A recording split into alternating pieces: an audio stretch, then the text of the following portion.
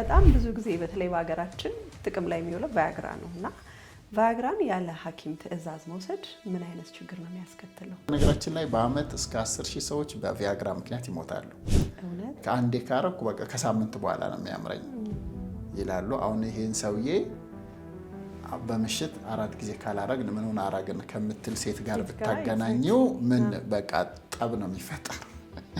ስለዚህ ምንድነው እዛ አካባቢም ችግር ይፈጠር። እነዚህ በሙሉ ሴክሹዋል ዲስፋንክሽን ወይም ስንፈተ ወሲብ እንላቸዋለን። ማንነት ጋር ተያይዞ የሴት ችግር ብቻ አይደለም ይመስለን ጀነራሊ አይደል? በትዳር መካከል ልጅ አልፈጠር ሲል ሁሉ ጊዜ የሴቷ ችግር ብቻ እንደምናስበው ሁሉ ከሴክሹዋል ጋር ተገናኝቶ ደግሞ የሚፈጠር ችግር የወንድ ብቻ ማለት ነው። ስንፈተ ወሲብን የወንድ ነው የምናደርገው። ምሳሌ አንድ ሰው እንዴት ነው ለስንፈተ ወሲብ ሊጋለጥ የሚችለው?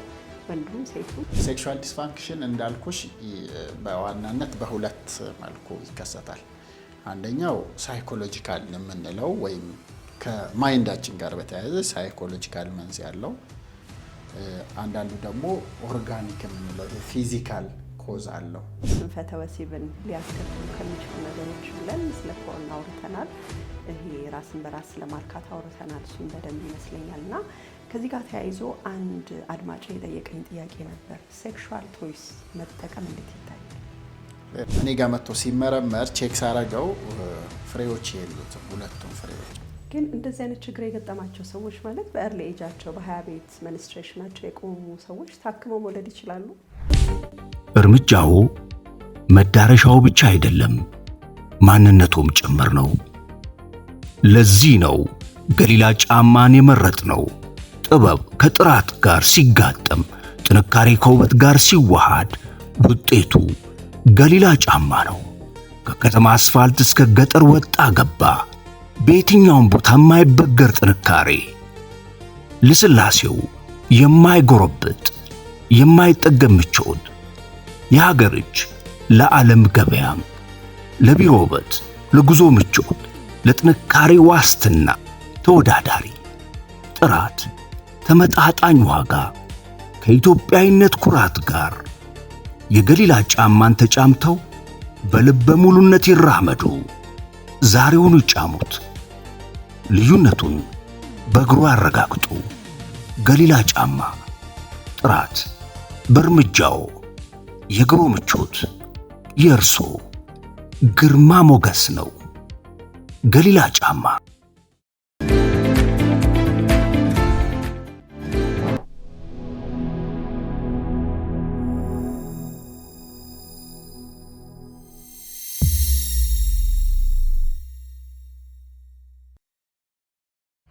ዶክተር እንግዲህ በድጋሚ እንኳን ደህና መጣ። ስላየሁ በጣም ደስ ብሎኛል። እንኳን ደህና ቆያችሁ። እኔም ደስ ብሎኛል።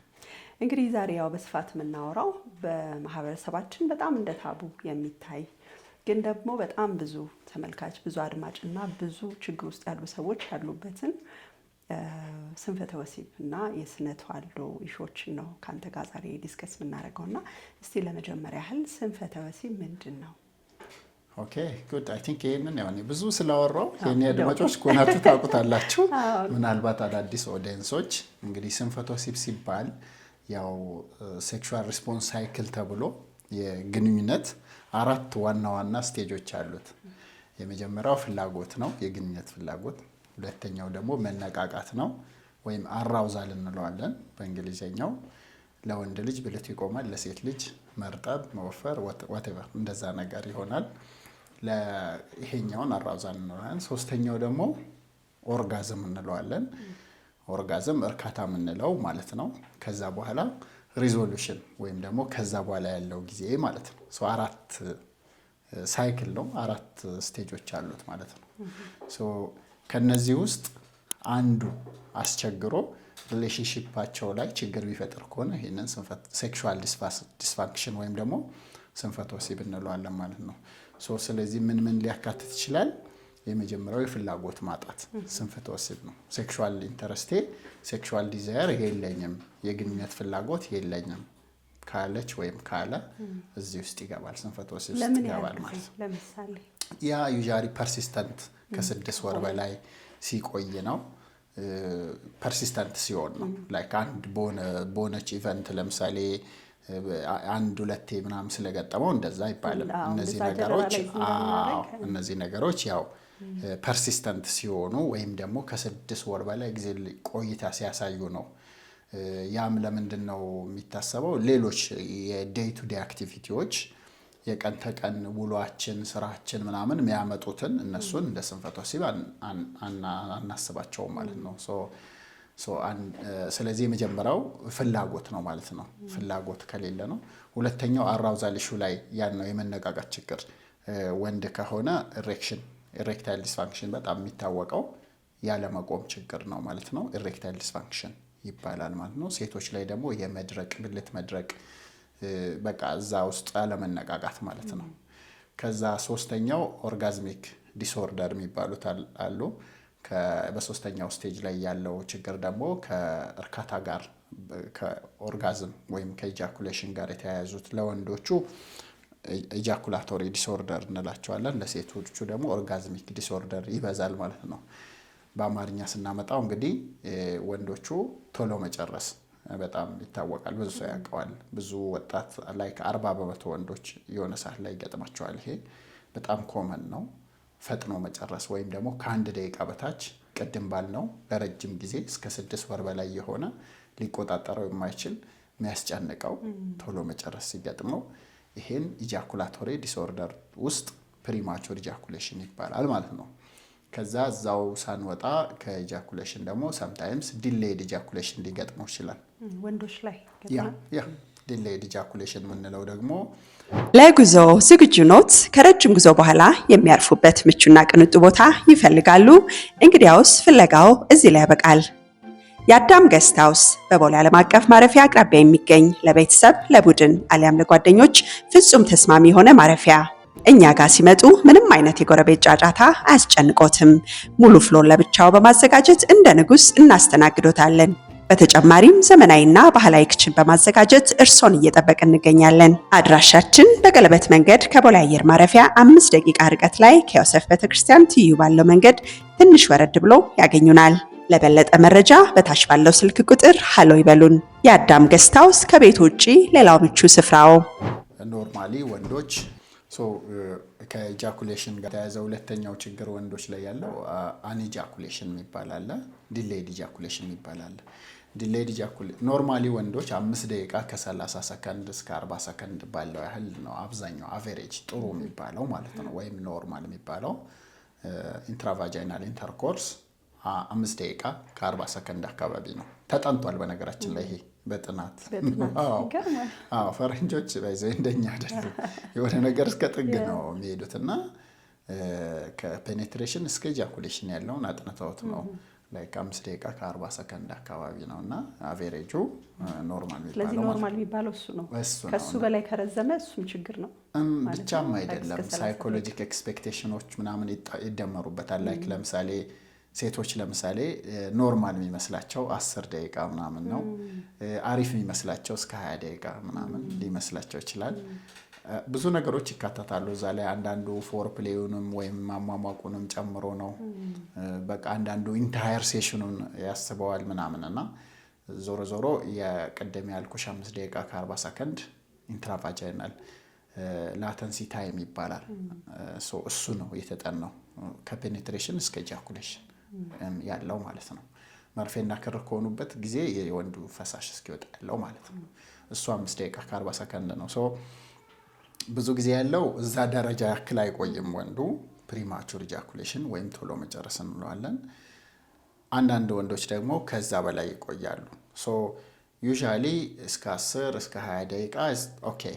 ከ30 ደቂቃ በላይ ይቆያል አንዳንድ ወንድ። ያንን ዲሌይ ሳይጨርስ አውት ኦፍ ኮት በቃ መጨረስ የፈለገ ሳይጨርስ ብዙዎቹ እኔ ጋር መጥተው እንዳውም ደክሞኝ ነው ወርደዋል። በጣም ነው የሚናደዱት ባይዘው። ለምን መሰለሽ ይሄ የሚሆነው አንድ በቃ ይደክማቸዋል። ላይክ በነገራችን ላይ ስፖርት እንደመስራት ነው 30 ደቂቃ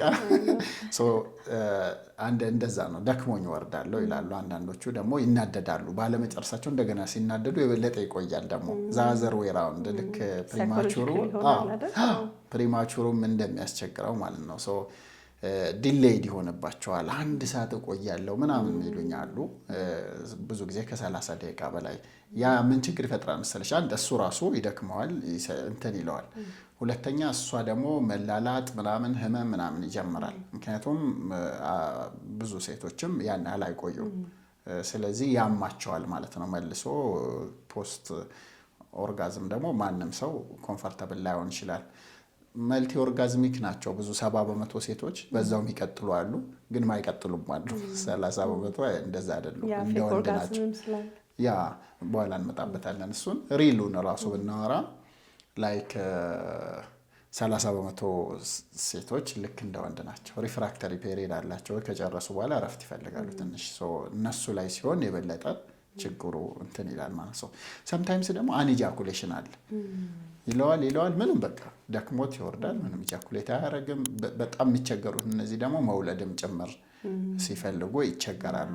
አንኢጃኩሌሽን ወይም ደግሞ ፈሳሽ ያለመውጣት ችግር ይገጥማቸዋል ማለት ነው። ይሄ ከኦርጋዝሚክ ጋር የተያያዘ የወንዶቹ። የሴቶቹ ደግሞ ዲሌይድ ኦርጋዝም ይኖራቸዋል። አንዳንዶቹ በኖርማሎቹ ከ10 እስከ 20 ደቂቃ ባለው ይጨርሳሉ። ነገር ግን አንዳንዶቹ ረጅም ሰዓት፣ ልክ ለምሳሌ ለወንዱ ዲሌይድ ኢጃኩሌሽን ያልነው አለ አይደል? ለሴቷ ደግሞ እሱ የሚያስፈልጋት ሴቶች ደግሞ ይኖራሉ። ረጅም ሰዓት ስቲሙሌሽን የሚፈልጉ ኦርጋዝም ላይ ለመድረስ፣ ወይ ደግሞ ጭራሽ ኦርጋዝም አይደርሱ፣ እርካታ ላይ አይደርሱም ማለት ነው። ሴቶች ላይ በብዛት ያለው ደግሞ ይሄ ነው። 10% ሴቶች ምንም ብታረጊ እርካታ ላይ አይደርሱም። ችግር ነው ይሄ። ፕራይሜሪ ሃይፖአክቲቭ ሴክሹዋል ዲዛየር ዲስኦርደር ምንለው ይገጥማቸዋል። ሴቶች ላይ ደግሞ እነዚህ ጋር በተያያዘ ኦርጋዝሚክ ላይ ያለው ችግር ይሆናል ማለት ነው። ከዛ የመጨረሻው ፌዝ ምንድነው? ሪዞሉሽን ነው ብለናል። ሪዞሉሽን ሪፍራክታሪ ፔሪድ የምንለው ለወንዶች አንድ ግንኙነት ካረጉ ወደ ሁለተኛው ግንኙነት ከመሄዳቸው በፊት ያለው ማለት ነው የማቆም ብልት ይተኛል። አንዳንዶቹ እንዳውም ሊያስጠላቸው ይችላል። ያ ፕሮላክቲን ከፍ ነው የሚለው። ፕሮላክቲን ልክ እንደዛ የሚያደርገው አንዱ ሆርሞን ፕሮላክቲን የተባለ ሆርሞን። ስለዚህ የአንዳንዶቹ ሪፍራክተሪ ፔሪዱ በጣም ረጅም ይሆናል። እሱ ራሱ ችግር ነው። ላይክ አንዴ ካረኩ በቃ ከሳምንት በኋላ ነው የሚያምረኝ ይላሉ። አሁን ይሄን ሰውዬ በምሽት 4 ጊዜ ካላረግን ምኑን አረግን ከምትል ሴት ጋር ብታገናኘው ምን በቃ ጠብ ነው የሚፈጠር።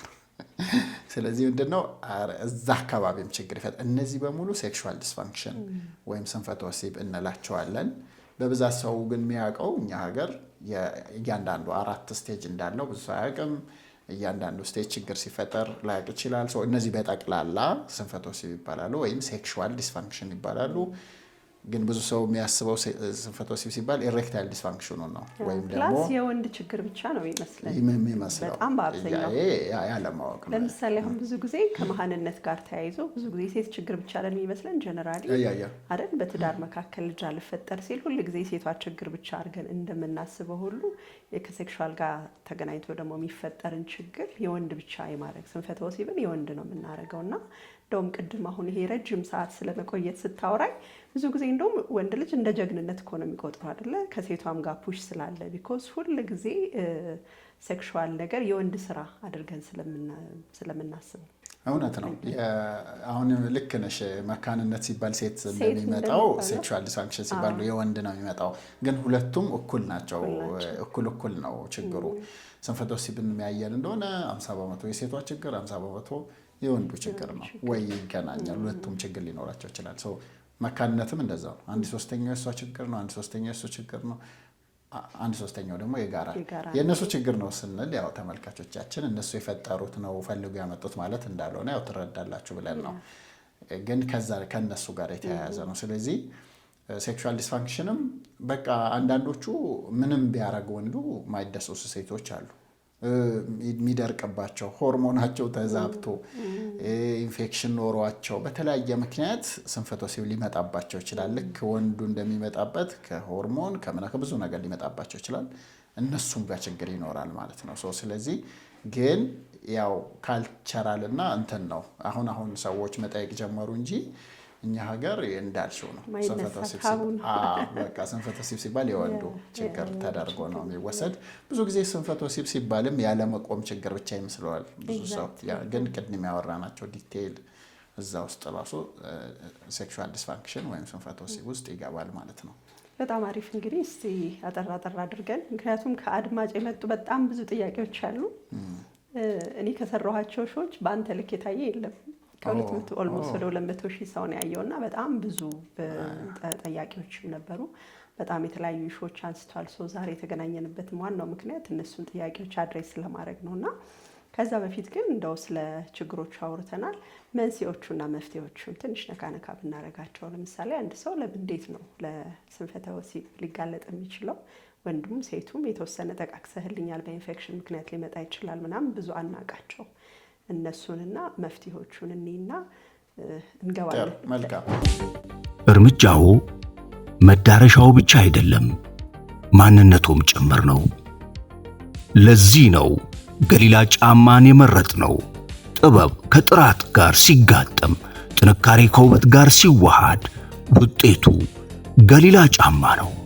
ከከተማ አስፋልት እስከ ገጠር ወጣ ገባ፣ በየትኛውም ቦታ የማይበገር ጥንካሬ፣ ልስላሴው የማይጎረብጥ የማይጠገም ምቾት፣ የሀገር እጅ ለዓለም ገበያም፣ ለቢሮ ውበት፣ ለጉዞ ምቾት፣ ለጥንካሬ ዋስትና ተወዳዳሪ፣ ጥራት፣ ተመጣጣኝ ዋጋ፣ ከኢትዮጵያዊነት ኩራት ጋር የገሊላ ጫማን ተጫምተው በልበ ሙሉነት ይራመዱ። ዛሬውኑ ይጫሙት፣ ልዩነቱን በእግሩ ያረጋግጡ።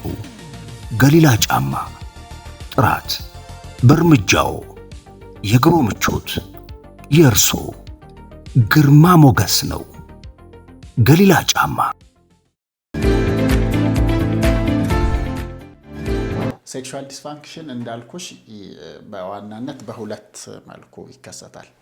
አንደኛው ሳይኮሎጂካል የምንለው ወይም ከማይንዳችን ጋር በተያያዘ ሳይኮሎጂካል መንስኤ ያለው፣ አንዳንዱ ደግሞ ኦርጋኒክ የምንለው ይሄ ፊዚካል ኮዝ አለው። ሳይኮሎጂካል ኮዝ ስንል እንደ መጨነቅ፣ ልምድ ያለመኖር፣ ምንም ልምድ ሲጀምርና አንድ አይደለም፣ ልምድ ያለመኖር፣ ድባቴ ካለው፣ ፐርፎርማንስ አንዛይቲ ካለው። አንዳንድ ወንድ እኔ በቃ ጀግና መባል አለብኝ፣ ፈርስት ዴት ላይ በጣም ጎበዝ ካልሆንኩኝ በቃ ኢምፕረስ ለማድረግ ብሎ ራሱን በራሱ እንትን ያደርጋል ማለት ነው። እነዚህ ሳይኮሎጂካል ኮመን ኮዞች ናቸው። ሌላ ጊዜ ደግሞ ኤኒታይም ሊከሰት ይችላል ስንፈተ ወሲብ። በተለይ ከ40 ዓመት በላይ ሲሆናቸው ስኳር፣ ግፊት፣ ኮሌስትሮል፣ የሆርሞን እጥረት፣ ቴስቴስትሮን፣ ቫይታሚን ዲ፣ ፕሮላክቲን ቅድም እንዳነሳ ነው፣ ታይሮይድ፣ በጣም በርካታ የሆርሞን ችግሮች ይኖራሉ ማለት ነው። እነዚህን ፊዚካል ኮዝ ወይም ደግሞ የጤና እክል ልንላቸው እንችላለን። ይሄ ሳይኮሎጂካል ነው የምንለው።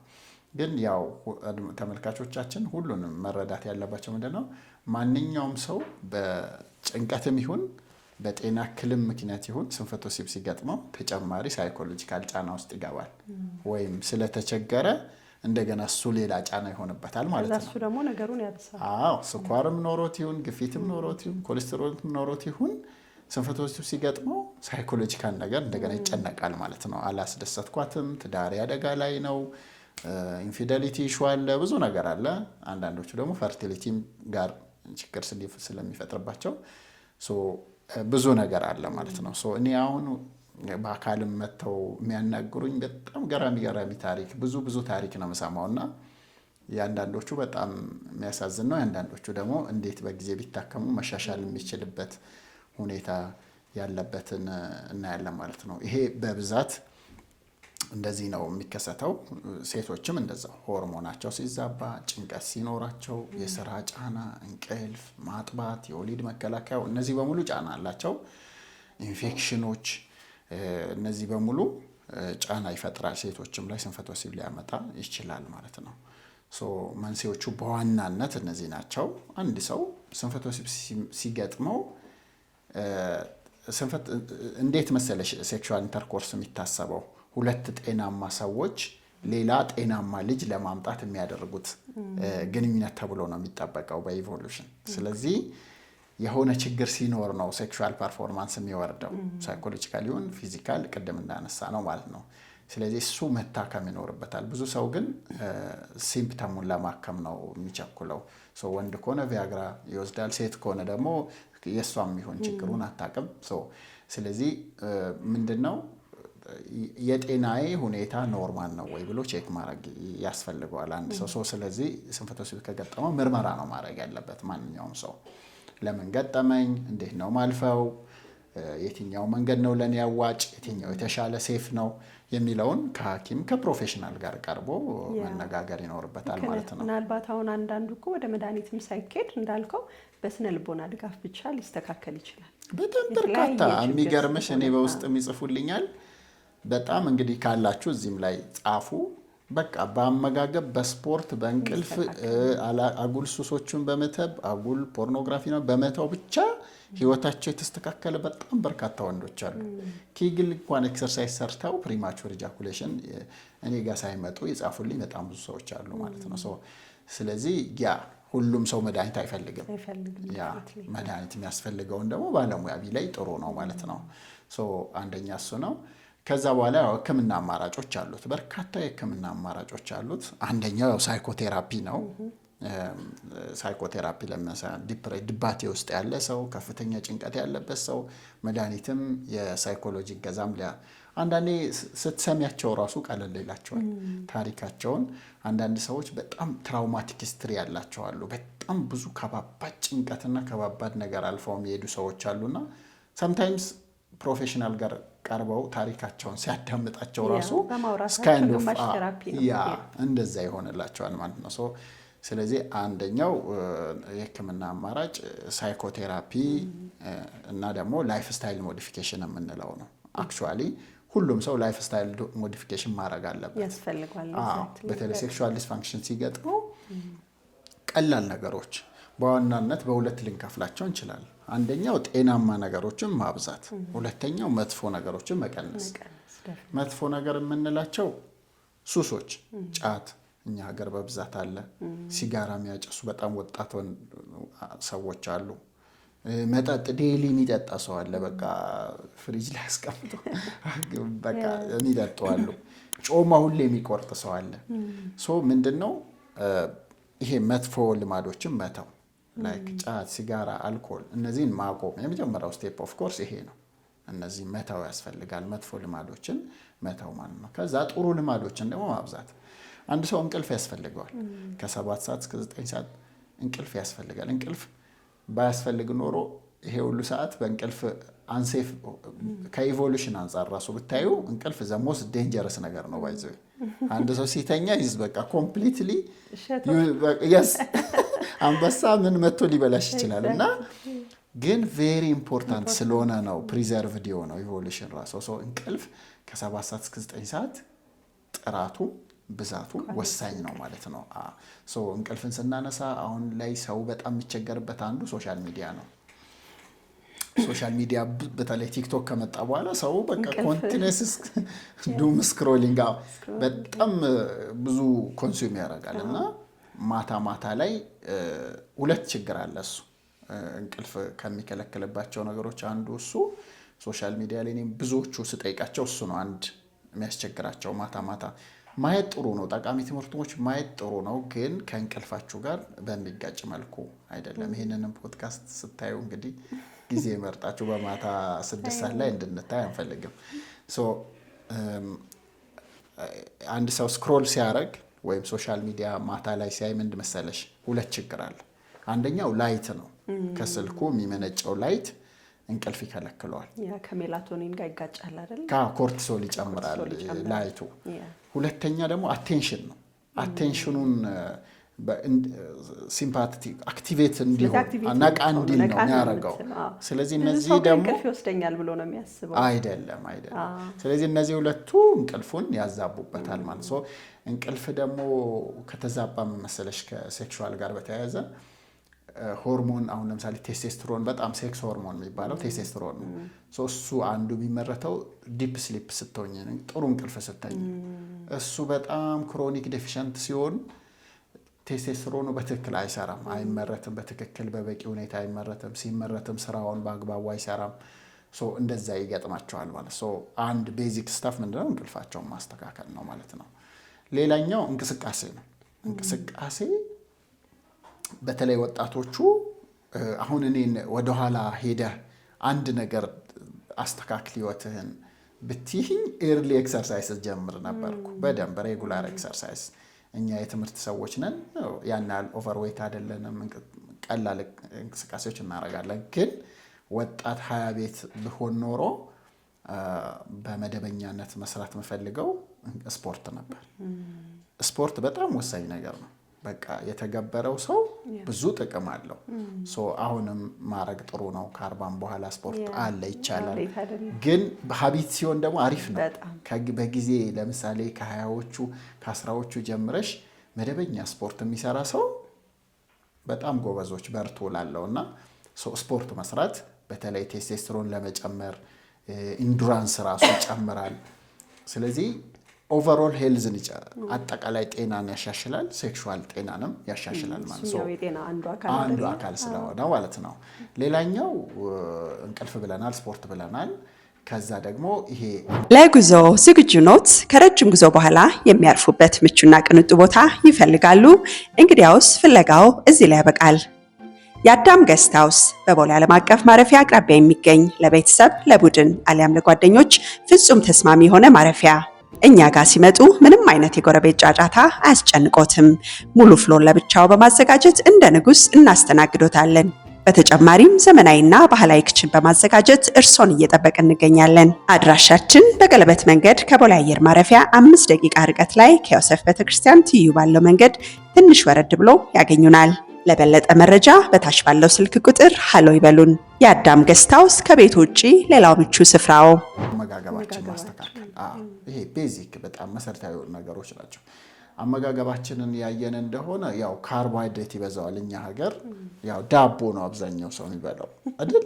ዳቦን ወይ ፓስታ ታረጋው። ያ ዳቦም የተቸገራል። እኛ ይሄንን እንረዳለን። ያ ዳቦም የተቸገረ ያለባት ሀገር ነው። እንደፈለግን ምን መርጥም አይደለንም። ግን ደግሞ ሁሌ ደግሞ ያለን ሰዎች ግን እውቀት እኮ የሚጠቅምሽ እሱ ጋር ነው። እውቀት አሁን ላይኖርህ ይችላል። ሲኖርሽ ግን እውቀቱ ከሌለ ዘሴም ሚስቴክ እየደገምክ ትኖራለህ ሰው። ስለዚህ ካርቦሃይድሬት ምግብን መቀነስ። ካርቦሃይድሬት ሲባል ይሄ ፕሮሰስድ በፋብሪካ የተቀነባበሩ ምግቦች፣ ለስላሳ መጠጥ፣ ስኳር፣ ኬክ፣ ኩኪስ፣ ብስኩት። ከዛ ደግሞ እነዚህን ካረግሽ በኋላ ደግሞ እንደገና በደንብ የሚሄዱ ሰዎች ደግሞ ላይክ ዳቦ፣ ፓስታ፣ ሞኮረኒ፣ ሩዝ እነዚህን መቀነስ ያስፈልጋል ማለት ነው። ከዛ አትክልት ፍራፍሬ መጨመር። አትክልት ፍራፍሬ ብዙ አንቲኦክሲዳንት አለው፣ ፋይበር አለው፣ ጥሩ ነው ለጤና ማለት ነው። አትክልት ፍራፍሬ መጨመር። ኢንፋክት አንዳንድ ፍራፍሬዎች ልክ እንደ መድኃኒት ነው የሚያግዙት። ያን ያህል ጠንካራ አይደሉም፣ ግን ያው እንደዛ ይባልላቸዋል ማለት ነው። እንደ ሀብሀብ ለወንዶች፣ እንደ ቸኮሌት ለሴቶች፣ ዳርክ ቸኮሌት ለሴቶች ጥሩ። ነጭ ሽንኩርት ይባላል። ነጭ ሽንኩርት፣ ዝንጅብል፣ ቀረፋ፣ ቅርንፉድ እነዚህ አንቲኦክሲዳንት አላቸው። እንደ ምግብ እናያቸዋለን። ቆንጆ ምግቦች ናቸው። ግን አንዳንድ ሰዎች ሪቹዋል ይወዳሉ። ጠዋት ተነስቶ ነጭ ሽንኩርት በማር ነጭ ሽንኩርት በማር ይሄው 6 ወር ሆነኝ ምናምን እንደዛ እንመክረም እኛ። የተመጣጠነ ምግብ ብሉ። እነዚህ ምግቦች ናቸው፣ ተአምራዊ መድኃኒቶች አይደሉም። ይረዳሉ። ነጭ ሽንኩርት ቆንጆ ነው ምግብ ላይ ጨምሮ በደንብ መብላት። ልክ እንደ ምግብ ማሰብ ጥሩ ነው። ላይክ ነጭ ሽንኩርትን ለይቶ ጧት የሆነ እንትን የተለየ ነገር የለውም። ግን በብዛት አትክልት ፍራፍሬ ሲመገቡ የተሻለ ነገር ያገኛሉ። ምክንያቱም ከዚህ የጎደለውን ከዛ የጎደለውን እንደዛ እያረጉ በደንብ ያገኛሉ ማለት ነው።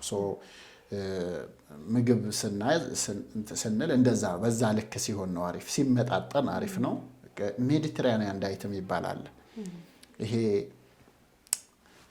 አትክልት ፍራፍሬ የበዛበት የባህር ምግብ የበዛበት አሳ ማለት ሳልመን፣ ሳርዲን፣ ቱና ያው አቅሙ ያለው ሰው ኦሊቭ ኦይል፣ ይሄ ኤክስትራ ቨርጂን ኦሊቭ ኦይል፣ የወይራ ስፓይሲ ፉዶችስ እንዴት ነው? ቃሪያ ምናምን ዝም ብለን እንደዛ እንላለን አይደል?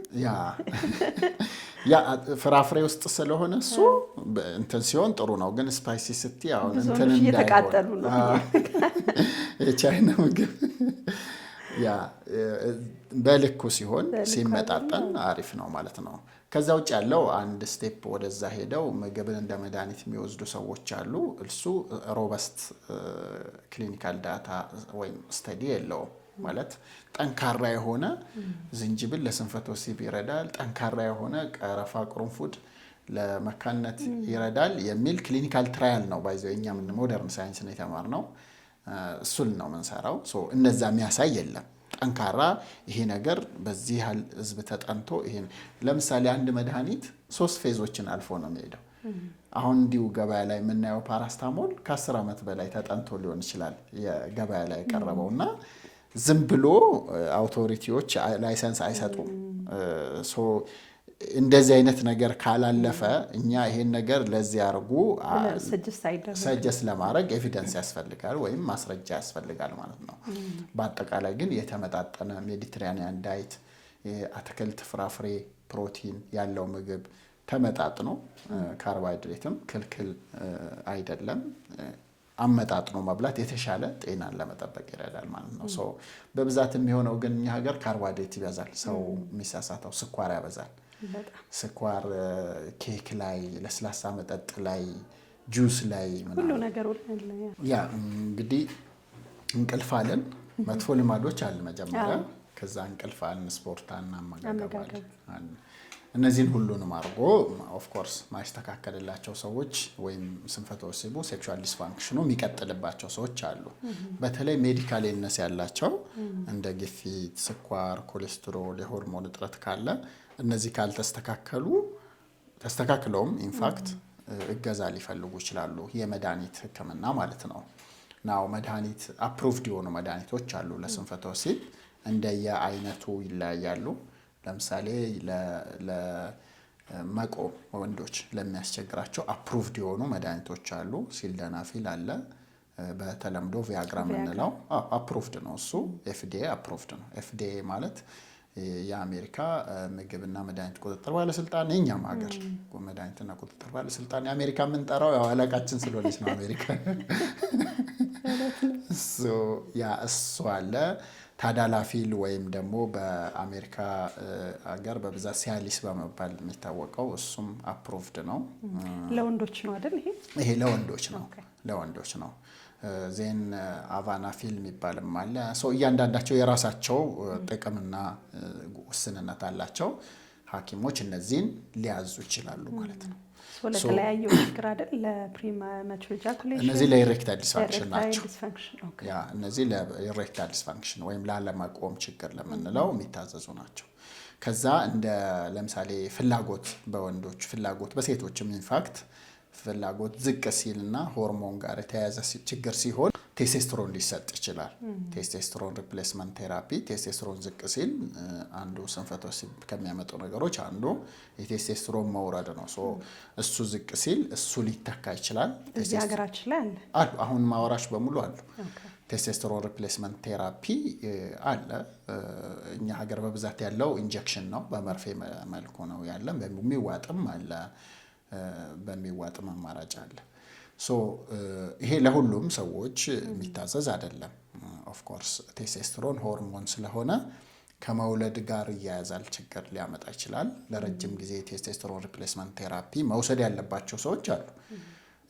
አንድ ምሳሌ ባነሳልሽ፣ ለምሳሌ አንድ ታካሚ እኔ ያለ ትዳር ላይ 16 ዓመት ቆየው አለ። ምንም ልጅ የለም አለ፣ እምቢ አለው እና ከዛ እንደገና ግንኙነትም ላይ በጣም ነው የሚቸጋገረው። ሳይዝ ሹም አለ፣ ብዙ ነገር ነው። ሳይኮሎጂው ምናምን ተጎድቷል። በዚህ የተነሳ በጣም ከመዋደዳት ባለቤቴ ከ16 ዓመት በኋላ ያው ልጅ ስላለ ተለያየናል። እና ኢቫሉዌሽን ስናረግ እኛ ፊዚካል ኤግዛምን ሰራ የለ እኔ ጋር መጥቶ ሲመረመር ቼክ ሳረገው ፍሬዎች የሉትም፣ ሁለቱም ፍሬዎች። በነገራችን ላይ ላይኖር ይችላል።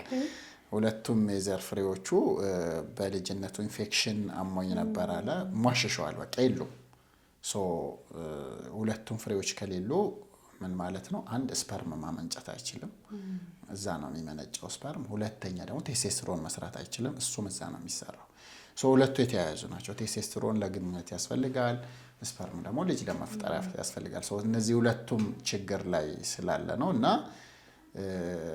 በቃ አሁን ላይ አሁን ዲኤንኤ ቴስት ምናምን መጥቷል። እሱ ያው አንድ ልጅ አለ ተብዬ ነበር አለ ግን ሊወልድ አይችልም።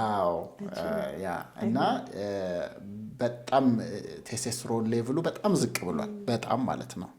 እና ኦልሞስት የሴት የቴስቴስትሮን ሴቶች ኖርማሊ ኤስትሮጅን ነው በብዛት ያላቸው፣ ቴስቴስትሮን የወንድ ነው ዝቅተኛ፣ ያን ያህል ዝቅ ያለ ነው። እና ፊቸሩ ራሱ እንደዛ አይነት ነበረውና አሁን እሱ ቴስቴስትሮን ሪፕሌስመንት ቴራፒ ያስፈልገዋል። ቴስቴስትሮኑ ለግንኙነቱ ብቻ ሳይሆን ለጤናው ያስፈልጋል። ቴስቴስትሮን ለአይምሮ ጤንነት ያስፈልጋል። ዲፕሬሽን፣ ሙድ ስዊንግ ምናምን ውስጥ ሊገቡ ይችላሉ፣ ጭንቀት ውስጥ ምናምን ሊገቡ ይችላሉ፣ እሱ ዝቅ ሲል ማለት ነው። ለጡንቻው ያስፈልገዋል። ቴስቴስትሮን መስል ቢውልድ ለማድረግ ያስፈልጋል። ለአጥንት ይሳሳል፣ አለበለዚያ ቀይ ደም ሴል መመረት ላይ ችግር ይኖራል፣ የደም ማነስ ምናምን ይገጥመዋል። ሶ ኦቨርኦል ጤናው ላይ ራሱ ቴስቴስትሮን ያስፈልገዋል ማለት ነው እሱ። አሁን ይሄ ሰውዬና የሆነ የ26 ዓመት ወጣት ቴስቴስትሮኑ ዝቅ ሲል እኩል አናረጋቸውም። ያኛው ኦፍ ኮርስ ፍሬዎቹ አሉ ምናምን ጤናው ደህና ሆኖ ማለት ነው። ስለዚህ በጊዜያዊነት ሊሆን ይችላል የወረደው። የዚህኛው ግን ካልተካሽ በስተቀር ከየትም አይመጣም። እንዴት ሆነ? ያ ምንድነው የእሱ ቴስቴስትሮን ሪፕሌስመንት ቴራፒ ጀመረ። በቃ በጣም ያንግ እንደሆነ ነው የተሰማው። በቃ ለምን ቴስቴስትሮን ጉልበት ይሰጥሻል፣ የአንጎል ላይ ሙድ ደግሞ ኢሊቬት ጥሩ ነው ፊሊንግ የሚያደርገው፣ ሴክሹዋል ፐርፎርማንስ በጣም ኢምፕሩቭ ያደርጋል። ሶ በጣም ያንግ የሆንኩ ነው የመሰለኝ ያለው እና እሱ ቴራፒ ላይ ነው አሁንም እየወሰደ ነው። ሌሎች ደግሞ በጊዜያዊነት ለአጭር ጊዜ ቴስቴስትሮን ሊሰጣቸው ይችላል። ግን ቴስቴስትሮን ከመውሰዳቸው በፊት ያው ጥንቃቄ ማድረግ ያለባቸው ምንድነው፣ ለረጅም ጊዜ ቴስቴስትሮን ሲወሰድ መውለድ ሊከለክል ይችላል። ኦፍኮርስ አንዳንዶቹ እየወሰዱ መውለድ የሚችሉ አሉ። ግን ይህንን ከሐኪማቸው ማውራት ይኖርባቸዋል። ቴስቴስትሮን በጊዜያዊነት ከወረደ ሌሎች መንገዶች ተሞክሮ እምቢ ሲል ወደ መርፌ ወደሚዋጥ ቴስቴስትሮን ሊወሰድ ይችላል። ሰው አንደኛው ሕክምና ቴስቴስትሮን ሪፕሌስመንት ቴራፒ ነው። ይሄ ለሴቶችም የሚሰራበት ሁኔታ አለ። አንዳንድ ሴቶች በቃ ምንም በቃ መከላከያ የሚጠቀሙ አሉ። በነገራችን ላይ ያው ሚስጥርና ባክን አንዳንድ ሴቶቹ አንዳንዴ ትዳሩ በደንብ ካልተመቻቸው ልጅ መውለድ አይፈልጉም። መከላከያ በድብቅ ይወስዳሉ እና ምንም ፍላጎት ምንም በቃ ደስታ የለኝም ይሉሻል። እና ከዛ ቴስቴስትሮን ስንሰጣቸው አሪፍ የሚሆነው አሉ። በጣም መድኃኒቱ አፌክት ያደርጋቸዋል ማለት ነው። ያ አሁን ቴስቴስትሮን በትንሽ መጠንም ቢሆን ለሴትም ያስፈልጋል። እሱ በጣም ዝቅ ካለ የሴቶችም ፍላጎት ይወርዳል ማለት ነው። እሱም ያስፈልጋቸው በጣም በትንሽ መጠን ነው፣ እንደ ወንዶች አይደለም። ኦፍ ኮርስ 10% የወንዶች የወሊድ መቆጣጠሪያ መድኃኒት አፌክት ያደርጋል። እሱን እንመጣበታለን እንደ መንስኤ። ያ እንትን የወሊድ መቆጣጠሪያ ሲወስዱ ስሜታቸው የሚቀንስባቸው ሴቶች አሉ። ያ ማለት ግን የወሊድ መቆጣጠሪያ በጣም አስፈላጊና ጠቃሚ ነው። በነገራችን ላይ የሮንግ ኢምፕሬሽን እንዲኖራቸው አንፈልግም። ግን ካስቸገራቸው ሐኪማቸው ጋር ሲያወሩ እና ከዛ በፊት ያለውን ቼክ ማድረግ ይኖርባቸዋል ማለት ነው። የመድኃኒቶቹን ስንወስድ አንደኛው ቴስቴስትሮን ሪፕሌስመንት ቴራፒ ነው። ቅድም እንትን ያልነዋል ለፍላጎት ነው ዩዥዋሊ ቴስቴስትሮን በደንብ የሚሰራው፣ ግን ለኢሬክሽንም ምንም ወደዛ ይሰራል ማለት ነው። መድኃኒቶች የሚዋጡትን አነሳ። ለፕሪማቹር ኢጃኩሌሽን እንደ ዳፖክሲቲን ያሉ መድኃኒቶች አሉ። ችግሩ አሁን ምንድነው መሰለሽ፣ መድኃኒት ስም ስንጠቅስ ይሄን መድኃኒት ስጠኝ ይላሉ ይሉና እነዚህ ፕሪስክሪፕሽን ድራጎች ናቸው። ባይዘው እሱ ላይ ወደ ሌላ ሳታልፍ በጣም ብዙ ጊዜ በተለይ በሀገራችን ጥቅም ላይ የሚውለው ቫያግራ ነው እና ቫያግራን ያለ ሐኪም ትዕዛዝ መውሰድ ምን አይነት ችግር ነው የሚያስከትለው? እርምጃው መዳረሻው ብቻ አይደለም ማንነቱም ጭምር ነው። ለዚህ ነው ገሊላ ጫማን የመረጥ ነው። ጥበብ ከጥራት ጋር ሲጋጠም ጥንካሬ ከውበት ጋር ሲዋሃድ ውጤቱ ገሊላ ጫማ ነው። ከከተማ አስፋልት እስከ ገጠር ወጣ ገባ፣ በየትኛውም ቦታ የማይበገር ጥንካሬ፣ ልስላሴው የማይጎረብጥ የማይጠገም ምቾት፣ የሀገር እጅ ለዓለም ገበያም፣ ለቢሮ ውበት፣ ለጉዞ ምቾት፣ ለጥንካሬ ዋስትና ተወዳዳሪ ጥራት፣ ተመጣጣኝ ዋጋ ከኢትዮጵያዊነት ኩራት ጋር የገሊላ ጫማን ተጫምተው በልበ ሙሉነት ይራመዱ። ዛሬውኑ ይጫሙት። ልዩነቱን በእግሩ ያረጋግጡ። ገሊላ ጫማ ጥራት በእርምጃው፣ የእግሮ ምቾት የእርሶ ግርማ ሞገስ ነው። ገሊላ ጫማ።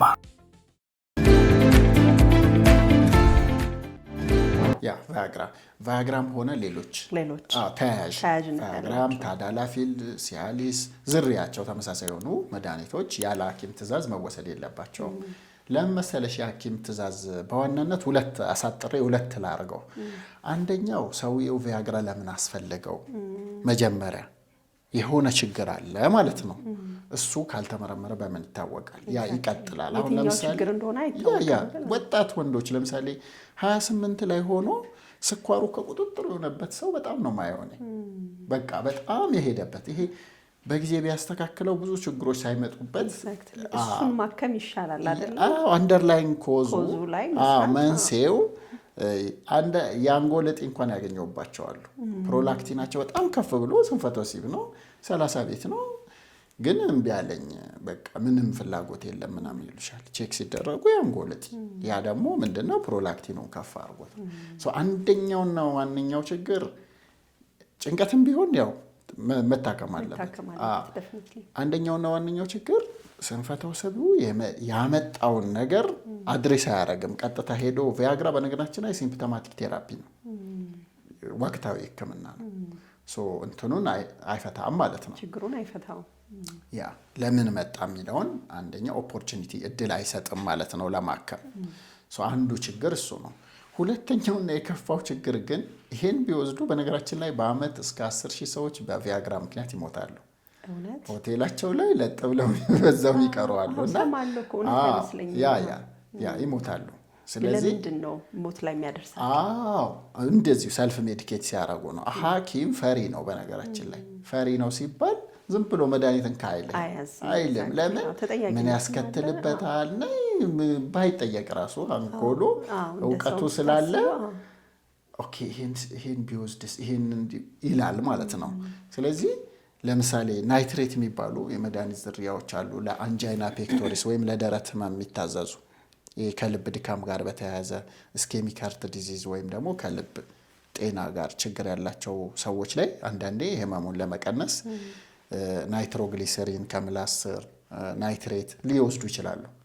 እነዚህ ሰዎች ላይ ቪያግራ ሲሰጫቸው አንድ በልብ ድካም ሊሞቱ ይችላሉ፣ ሁለት ስትሮክ ሊመታቸው ይችላል፣ ፓራላይዝ ሊሆኑ ይችላሉ፣ አልፎም ሰደን ዴዝ ድንገተኛ ሞት ሊገጥማቸው ይችላል። ከዛ ውጭ ደግሞ ይሄ ሌሎች መድኃኒቶች የሚወስዱ ሰዎች የግፊት መድኃኒት የሚወስድ ሰው ለምሳሌ ግፊቱን አብሮ ሊቀንስበት ይችላል። ሄማቶክሪቱ በጣም ከፍ ያለ ሰው፣ በጣም ዝቅ ያለ ሰው፣ እንደዚህ ጤና ሁኔታው የተዛባ ሰው ጋር ጥንቃቄ ይፈልጋል። ልብ ድካሙ የቅርብ ጊዜ የሆነ በደንብ ኮምፐንሴትድ ያልሆነ እነዚህ ነገሮች ሲኖሩ መድኃኒቱን ዝም ብለው በአንዴ 100 ሚሊግራም አንዳንድ ሰዎች በጣም ነው የሚዳፈሩት።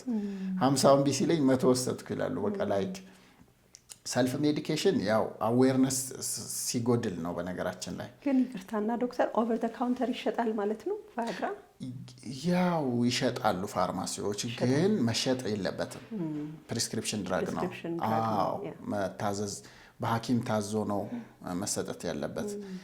ግን ያው መንግስትም የቁጥጥር አካላትም የቻሉትና ያህል አይደል የሚቆጣጠሩ። አንዳንድ ሰዎች ዝም ብለው ይሸጣሉ፣ ግን መሆን የለበትም። ግን ከሁሉም ማን ነው ኃላፊነትና መውሰድ ያለበት? ባለቤቱ ነው። አንቺ ለራስሽ አንደኛ ላይ ሌላ ሰው መጥቶ ሴቭ ያደርገኛል ከምትይ ራስሽን መጠንቀቅ የመጀመሪያው ስቴፕ ነውና ሰልፍ ሜዲኬሽን በጣም እነዚህ መሰረታዊ ሁለት ችግሮች ያመጣል። አንደኛ መድኃኒቱ አደገኛ ሊሆንለት ይችላል። ሁለተኛ ደግሞ ያለውን ችግር አድሬስ አያደርግም ማለት ነው። እነዚህ መድኃኒቶች ጥቅም አላቸው። ባይዘው እንደዚህ ስል ሰዎች እንዲፈሯቸውና በሐኪምም ሲታዘዝ ደግሞ የሚፈሩ አሉ። እንደዛ እንዲሆን አንፈልግም። ለምንድነው? ተጨማሪ ነገሮች ናቸው። አሁን ለምሳሌ ቅድም ያወራናቸው በሙሉ አሉ። ላይፍ ስታይል፣ አመጋገብ፣ እንቅልፍ፣ ስትረስ ማኔጅመንት እነዚህ በሙሉ ኢምፖርታንት ናቸው። ተጨማሪ እነዚህ ደግሞ መድኃኒቶች ለተወሰነ ጊዜም ቢሆን የሚያስፈልጋቸው ሰዎች አሉ። ኢንፋክት ለብዙ ጊዜ ሊያስፈልጋቸውም ይችላል። ስለዚህ ያንን በባለሙያ ሲታገዝ የተሻለ ይሆናል ማለት ነው። በጣም አሪፍ። እነዚህ እንግዲህ ለወንዶች ስንፈተ ወሲብ የሚወሰዱ መድኃኒቶች ናቸው። የሴቶቹን ደግሞ ጠቀስ ብናደርግ የሴቶቹ በብዛት ያለው ይሄ የፍላጎትና የእርካታ ችግር ነው በብዛት ያለው። ግን አንዳንዴ የመድረቅ ብልት ሊደርቅባቸው ይችላል። በሆርሞን እጥረት ከሆነ ሆርሞኑን መተካት ነው። ኤስትሮጂን እጥረት ሲገጥማቸው ኤስትሮጂን ክሬም ሊሰጣቸው ይችላል፣ ሰፖዚተሪ ምናምን። እሱ ጋር የተያያዘ ከሆነ የፍላጎቱ ደግሞ እጥረት ካለ ፍላጎቱ ከምን ጋር የተያያዘ የሚለው ቼክ ማድረግ፣ ሳይኮሎጂካል ነው ወይስ ኦርጋኒክ ነው የሚለው ቼክ ተደርጎ ኦርጋኒክ ከሆነ ለምሳሌ ሆርሞናቸው እንደ ቅድም እንዳነሳው ልጅ ቴስቶስትሮን በጣም አስፈላጊ ሆኖና ዝቅ ብሎ ከሆነ እሱ ሊተካ ይችላል። ከዛ በተጨማሪ ደግሞ ይሄ ሃይፖአክቲቭ ሴክሹዋል ዲዛየር ዲስኦርደር የምንለው አለ። ይሄ ፍላጎትም እርካታ ምንም የሌላቸው አሉ። ለነሱ ደግሞ ሁለት መድኃኒቶች አሉ። እኛ ሀገር የሉም እነዚህ እውነት ለመናገር ቪሊሲ እና አዲ የሚባሉ መድኃኒቶች አሉ። ብሬምላኖታይድ በሕክምና አጠራሩ እና ፊሊባንሴሪን ፕሪስክራይብ የሚደረጉ ናቸው። የሚዋጡና መርፌ የሚታዘዙ ናቸው። እኛ ሀገር በብዛት የሉም። አሜሪካን ሀገር አሉ። ኤፍዲ አፕሩቭድ ናቸው። ለሴቶች ስንፈተ ወሲብ የተዘጋጁ ናቸው። በጣም አሪፍ። እንግዲህ ባለፈው ሴክሹዋል ፕሮብሌምን ወይም ደግሞ ስንፈተ ወሲብን ሊያስከትሉ ከሚችሉ ነገሮች ብለን ስለ ፖርን አውርተናል። ይሄ ራስን በራስ ስለማርካት አውርተናል። እሱን በደንብ ይመስለኛል። እና ከዚህ ጋር ተያይዞ አንድ አድማጭ የጠየቀኝ ጥያቄ ነበር። ሴክሹዋል ቶይስ መጠቀም እንዴት ይታያል? ቬሪ ጉድ። አሁን አንዱ በተለይ ቶይስ ለሴቶች ነው። ሴክስ ቶይስ ይሄ የማነቃቂያ መሳሪያዎች ልንላቸው እንችላለን። ቫይብሬተሮች ሊሆኑ ይችላሉ፣ ዲልዶች፣ በቃ ያው እነዚህን እንግዲህ ብዙ ሰው ላያውቅ ይችላል። ብቻ የግንኙነትን የሚደግፉ መሳሪያዎች ናቸው። እነዚህ በጥንቃቄና በንጽህና ከተያዙ የከፋ ችግር የላቸውም። ኢንፋክት አንዳንድ የሚያስፈልጋቸውና የሚጠቅማቸው ሰዎች አሉ። ለምንድን ነው እነዚህ ሊጠቅሙ የሚችሉት? አንደኛ ለምሳሌ ፓርትነርድ ኢንተርኮርስ ሲደረግ አንደኛው ለምሳሌ እሱ ፕሪማቹር የሚያስቸግረው ከሆነ እሷ ደግሞ ዲሌይድ ከሆነች ሁለት ተቃራኒ እንደማለት ነው። ሰው በጣም 30-40 ደቂቃ እሱ ደግሞ በ2 ደቂቃ የሚሆን ከሆነና ለማቀራረብ ይረዳቸዋል። እሷ ሌላኛው ደግሞ ለእሷ አንዳንድ ሴቶች በቃ ሰስቴንድ ስቲሙሌሽን ቫይብሬተር ይፈልጋሉ። ለእነሱም ሊያስፈልጋቸው ይችላል ማለት ነው። ግን አንድ ያው መረሳት የሌለበት እንዳያራርቃቸው መጠንቀቅ ደግሞ ይኖርባቸዋል። ላይክ ሶሎ እንዳይሆን ማለት ነው። ብቻውን የሚያደርገው ከሆነ ያው እንደ ማስተርቤሽኑ ብዙ ጊዜ ለሴቶች ነው የሚያስፈልገው። ይሄ ወንዶቹ ብዙም አያስፈልጋቸውም። ላይክ ፕሮስቴት ስቲሙሌሽን ምናምን አንዳንዴ ሊያስፈልግ ይችላል። ግን ብዙ ጊዜ እነዚህ ቶይስ ለሴቶች ናቸው። በንጽህናና በአግባቡ ከተጠቀሟቸው ኢንተርፌር እንዳያረግ ላይክ በሴክስ ላይፋቸው ችግር እንዳይፈጠር ፓርትነርድ ቢሆን አብሮ ከባለቤቱ ወይም ከባለቤቷ ጋር አብሮ ቢሆን የተሻለ አውትካም አለው። ምንም ችግር የለውም። ግን ኢንፌክሽን ይፈጥራል። ንጽህናው ካልተጠበቀ ኢንፌክሽን ይፈጥርባታል። ዘሮንግ ሳይዝ ደግሞ ጉዳትም ሊያደርስ ይችላል። እሱን በደንብ በጥንቃቄ ማየት ያስፈልጋል። ከዛ ውጭ ግን እንደዚህ ያን ያህል የሚያስጨንቅ ነገር የለውም። ሌላው ባለፈው ስለ ሰርጀሪ አውርተን ነበረ። ሰርጀሪ ላይ በጣም በርካታ አድማጮች ጥያቄ ነበራቸው እና ሕክምናው እዚህ ኢትዮጵያ ይሰጣል ወይ ማለት ስለ ዋጋም ጠይቋል። አይ ዶንት ኖ እዚህ ላይ ዲስክሎዝ ማድረግ አንቻል በዋናነት ግን ከመውለድ ጋር ኢንተርፌር አያደርግም ወይ ሰርጀሪ? ኦኬ ያ አሁን ስንፈተ ወሲብ ደረጃ አለው ባይዘዌ ማይልድ አለ ቀለል ያለ ለምሳሌ አንድ 26 ዓመት ወጣት ያገባ ሰሞን እምቢ ሲለው ከመጨናነቅ ልምድ ከማጣት ሊሆን ይችላል ወይ ደግሞ ሲቪር በጣም ከባድ የምንለው አለ ስኳር ግፊት ኮሌስትሮል ይሄ ኖሮት ልብ ድካም ኖሮት እድሜ 65 ዓመት ሶ እነዚህ ኤክስትሪሞች አሉ ማለት ነው ሁለቱም ስንፈተ ወሲብ ተብሎ አንድ አይነት አይደለም ለሁሉም የህክምና ማማራጩ እኩል የማይሰራው ለዛ ነው ሶ እንደየ ችግሩ አማራጮች አሉት የመጀመሪያው አማራጭ ሜዲኬሽኖች ናቸው መድኃኒቶች የሚዋጡ ናቸው በብዛት ያሉት እነሱ ሀገራችን ውስጥም አሉ ከዛ እሱ እምቢ ካለ ኢንጀክሽኖች አሉ በመርፌ ልክ አሁን ስኳር ያለበት ሰው ለስኳሩ በቀጭን መርፌ አይደል የሚወስድ ራሱ አይደል የሚወስድ ልክ እንደዛ ይሄም ሲቪር ሬክታል ዲስፋንክሽን ያላቸው በመድኃኒት ማይስተካከል ምናምን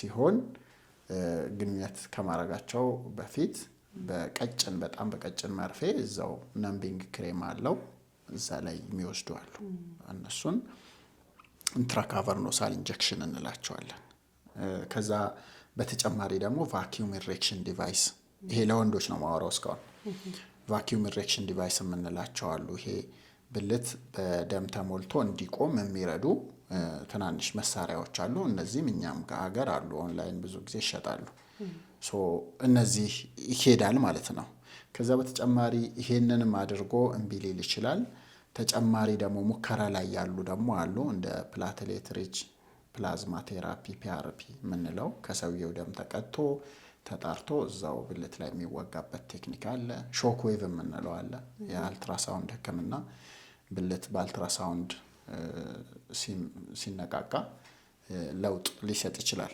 እነዚህ ኤክስፐሪመንታል ናቸው ሜንስትሪም ወይም ደግሞ ስታንዳርድ ጋይድ ላይን ውስጥ ገና አልገቡም ግን ውጤታቸው አሪፍ ከሆነ ወደፊት መግባታቸው አይቀርም ካልሆነ ደግሞ ይተዋሉ አሁን እነዚህ አዳዲስ ያሉ ቴክኖሎጂዎች ናቸው ከዛ ግን ዘ ቤስት የሚባለው አሪፍ የሚባለው ግን በጣም ለተቸገረ ለምሳሌ ቅድም እንዳልኩሽ 55 ዓመት ሆኖ እድሜው ሌሎች ቴክኒኮች እምቢ ካሉ ኦፕራሲዮን ሊሆን ይችላል ማለት ኦፕሬሽን በኦፕሬሽን እንደሚደረገው ሁለት አይነት አለ በዋናነት አንደኛው ማሌብል ዲቫይስ ይባላል ይሄ የሚተጣጠፍ ብረት እንደማለት ነው እሱ በነገራችን ላይ ብልታችን ሶስት ነገር ነው ያለው ከላይ ሁለት ኮርፖራ ካቨርኖሳ የሚባሉ ከስር ደግሞ ሽንት የሚተላለፍበት ስፐርም የሚሄድበት ኮርፖራ ስፖንጂዮሳ ተብሎ ሶስት ነው ያለው ሶ ሁለቱ ላይ ከላይ ያሉት እነሱ ኢሬክታይል ቲሹ እነሱ ናቸው ሶ እነሱ ላይ የሚገጠም የሚተጣጠፍ ብረት ሲፈልግ ቀና የሚያደርገው ሲፈልግ ደግሞ የሚያጥፈው ሊገጠም ይችላል አሁን ግን ሞር አድቫንስድ የሆነው ልክ ብልት የሚቆመው በደም ሲሞላ አይደለ ያንን ሚሚክ አድርገው ያንን አስበው በግሉኮስ ወይም በሳላይን የሚሰራ አምጥተዋል ስለዚህ ኢንፍሌተብል ፔናይል ፕሮስቴሲስ የሚባሉ አሉ ሶ ስለዚህ እነሱ እንደሚሰሩት በበተን ነው ላይክ እንደ ኖኪያ ስልክ ጠቅ ሲያደርገው ይቆማል ባስፈለገው ሰዓት ደግሞ አይ በቃ አሁን ካለ ጠቅ ሲያደርገው ይተኛል ማለት ነው ይሄ ለኢሬክታይል ዲስፋንክሽን ጎልድ ስታንዳርድ ወይም አሪፍ የሚባለው ነው በጣም ለተቸገሩት ወንዶች ቆንጆ በጣም እንደሱ አሪፍ ነው የተባለላት ህክምናም የለም ሳይድ ኢፌክት የለውም ሳይድ ኢፌክት የሌለው ማንኛውም ህክምና የለም አሁን የዚህ ሳይድ ኢፌክት ምንድነው ኦፕሬሽን ሲሰራ ኢንፌክሽን ሊፈጥር ይችላል ሪስክ ነው አነስተኛ ነው ያው በአሁን ዘመን ኢንፌክሽን እንዳይፈጠር ኦፕሬሽን ላይ ክፍል የሚደረገው ጥንቃቄ ከፍተኛ ነው ምንም እንኳን አነስተኛ ቢሆንም የተወሰነ ሰው ሊገጥመው ይችላል ከዛ ውጪ ኢምፕላንት ፌለር ነው የገባው ዲቫይስ ያው መሳሪያ አይደለ እንደማንኛው ኮምፒውተር ይበላሽል ልክ እንደዛ እሱን ፌል ሊያረግ ይችላል ዲቫይሱ ፌል ሊያረግ ይችላል ከዛ ውጪ ግን ያን ያህል ሳይድ ኢፌክት የከፋ የለውም መውለድም አይከለክልም የሚገባበት ቦታም ከመውለጃ መስመር ጋር የተያያዘ አይደለም ሶ ኢትዮጵያ ውስጥ አለ that's the problem እኛ ሀገር ይሄንን ለማውጣት አንደኛ ኤክስፔንሲቭ ነው ላይክ እኔ ሪሰንትሊ ያው ሪፈራል ነው የምናረጋው እኛ አንድ ሰዎች ሲያስፈልጋቸው እንልካለን እስከ $12,000 ይፈጃል ከነ ምናምኑ። $12,000 ማለት ላይክ ሞር ዛን 2 ሚሊዮን ብር። ያንን አንድ ሰው ለመጀመር እሱን አገልግሎት ለመጀመር ኢትዮጵያን አስቢውና እሱን አገልግሎት 2 ሚሊዮን ከፈልኩ አስከፈሉኝ እኛ ሀገር ጨዋታ አይተሻላ። የሆነ በነገራችን የሆነ ቴክኖሎጂ ስታስገቢ ብዙ ሰው ላይክ ይሄን ይፈልጋል አገልግሎቱን፣ ግን ደግሞ የሚያስገባውም ሰው ያስባል አፎርድ ያደርጋል ወይ ሰው ይላል ሪፈር ከማረጋው እና እዚህ ቢመጣ ሰርቪሱ ምን ያህል ኮስት ያደርገኛል፣ ምን ያህል ሰው ይጠቀማል ምናምን የሚለውን ያነሳል ማለት ነው ኢንቨስተሩ፣ ብሩን የሚያወጣውም ሰው ማለት ነው። ስለዚህ በብዛት እኛ ሀገር የለም፣ እኔ ማውቀው የለም። አለ ካላችሁ ጀምረናል እንትሉ ካላችሁ ሰዎች እኛ ማናውቀው ነገር ካለ ይነገረን። እስካሁን ባለኝ እውቀት የለም። ኦኬ ሶ ለወንዶች ሰርጀሪ ካልን የሴቶች ደግሞ የብልት ማጥበብ ህክምና አይ ቲንክ ሀገራችን ላይ በደንብ እየተሰጠ ይመስለኛልና ስለሱ ያ አሁን ብልት በተለያየ መልኩ ሊጎዳ ይችላል። በዋናነት በዴሊቨሪ ነው፣ ቫጃይናል ዴሊቨሪ ወይም በማህፀን መውለድ። አንዳንድ ጊዜ ብልት እንዲላላ ሉዝ እንዲሆን ኢላስቲሲቲውን እንዲያጣ። ኖርማሊ ብልት እንዳፋችን ነው የሴት ብልት አፍም ማድረግ እንችላለን እንደዛም ማድረግ እንችላለን። ስለዚህ ኢላስቲክ ቲሹ ይሄ መስኩላር ስለሆነ ወደ ነበረበት ይመለሳል። ብዙ ጊዜ ግን ተደጋጋሚ በማህፀን ሲወልዱ አንዳንዴ ሉዝ ይሆናል። አንዳንድ ጊዜ ደግሞ የተለያየ ኤፒዞቶሚ ብዙ ጊዜ ሲያረጉ ይሄ ኤፒዞቶሚ በተለምዶ ስቲች የምንለው ሲቆረጥ መልሶ ፌል የሚያደርግባቸው ሴቶች አሉ። አንዳንድ ጊዜ ደግሞ እድሜም ሲገፋ ኢላስቲክ ቲሹ እየቀነሰ ይሄዳልና ሉዝ ሊሆን ይችላል። እንደዚህ በሚሆንበት ጊዜ የቫጂኖፕላስቲ የሚሰሩ አሉ፣ የማጥበብ ማለት ነው ኦፕራሲዮን። አንዳንድ ጊዜ ደግሞ ሌዘር ቴራፒም ይሞከራል ማለት ነው። ሌዘር ቴራፒ የምንለው ያው በጨረር ቲሹን ሪጁቪኔት ለማድረግ ወይም ደግሞ ወደ ወጣትነት ለመመለስ። አንዳንድ ጊዜ ደግሞ ፒሻትም የሚባል አለ። የፒአርፒ ቅድም ለወንዶች ይሰጣል ያልኩሽ ከሰውነታቸው ደም ተለይቶ ተጣርቶ እዛ ክሊቶሪ አካባቢ እዛ ቫጃይና አካባቢ ሊሰጥ ይችላል። እነዚህ አማራጮች አሉ ለሴቶችም። ያ ግን ቫጂኖፕላስቲ እነዚህ ነገሮች እንትን ማለት አለባቸው። እንደ ወንዶቹ ህክምና የጠነከሩ አይደሉም ጥናቶቹ። ገና ኢመርጂንግ እንትኖች ናቸው፣ ቴራፒዎች ናቸው እና we have to see sometime ይፈልጋል። ኦኬ በጣም አሪፍ። አሁን እስቲ ደግሞ ስለ ስነ ተዋልዶ እንግባና መካንነት በተለይ በዚህ ጊዜ በጣም በስፋት እየታየ ያለ ይመስለኛል እና ብዙ ሰዎች ፍሬ እንዲኖራቸው ይፈልጋሉ፣ ግን ምክንያቱ ባልታወቀ መልኩ ያው ልጅ መውለድ አይችሉም እና መካንነት እንዴት ይታያል? ምንድነው ኮዙ በወንድም በሴትም? እንግዲህ መካንነት ራሱ ምን ማለት ነው? ጥንዶች በመውለድ እድሜ ክልል ያሉ ሴትና ወንድ ለ12 ተከታታይ ወራት ግንኙነት እያደረጉ ልጅ ማይፈጠር ከሆነ ይሄንን መካንነት እንለዋለን። ከማለታችን በፊት ግን አንድ የሴቷ እድሜ ከ35 በታች ሲሆን እና ምንም አይነት መከላከያ ሳይጠቀሙ ነው ይሄንን መካንነት የምንለው ማለት ነው። ብዙ ጊዜ እኔ ጋር የሚገጥመኝና እኔንም የሚያስገርመኝ እንደው ታውቂያለሽ፣ እሷ እዚህ ናት፣ እሱ አሜሪካ ነው። በአመት 1 ወር ነው የሚገናኙት፣ አልተፈጠረም ይላሉ። እሱን መካንነት ለማለት ይከብዳል። የመጣው መካንነት በዲስታንስ ነው ወይ ልንለው እንችላለን ማለት ነው። አንደኛው እሱ ነው። የሴቷ እድሜ ከ35 በላይ ሲሆን 6 ወር ሞክረው ያለምንም መከላከያ በቂ ኢንተርኮርስ እያደረጉ፣ በቂ ግንኙነት ማለት በሳምንት ከ3 እስከ 5 ጊዜ ልጅ መውለድ የሚፈልግ ሰው ያው ይጠበቅበታል በቂ ግንኙነት ማድረግ። እሱን እያደረጉ ከ6 ወር በላይ ከሆናቸው ምርመራ ይፈልጋል የመካንነት ማለት ነው። የመካንነት ችግር ቅድም እንዳነሳ ነው 1/3 ወንዱ ጋር ያለ ችግር ሊሆን ይችላል። ወንዱ ጋር ያለው ችግር ምን ሊሆን ይችላል ብለናል? አንደኛ ስንፈተ ወሲብ ሊሆን ይችላል። እምቢ ይለኛል ሊል ይችላል። ሁለተኛ ውጭ ነው ማፈሰው ሊል ይችላል። እነዚህም አሉ። ምንም እንኳን ያን ያህል ከሌሎቹ አንፃር እነዚህ አነስታ ያለ ቁጥር ነው የሚይዙት። ከዛ ውጪ አዞስፐርሚያ የምንለው አለ። ፈሳሹ ላይ የዘር ፍሬ ሳይኖር የወንድ ዘር ፈሳሽ ጥራት መቀነስ የሚባለው እሱ ነው። እናወራለን እሱንም። የዘር ፈሳሽ የወንድ የዘር ፈሳሽ ሲመን ነው የሚባል በሕክምና አጠራሩ። ሲመን በውስጡ ስፐርም 95 ከመቶ ስፐርም አይደለም፣ ሌላ ፈሳሽ ነው። 5 በመቶ ነው ስፐርም። ሲመን እና ስፐርም አንድ አይደለም። ያው በተለምዶ ግን ስፐርም ሲባል ሲመኑ ይመስለዋል ብዙ ሰው። ሲመን ውስጥ 5 ከመቶ ነው ስፐርም።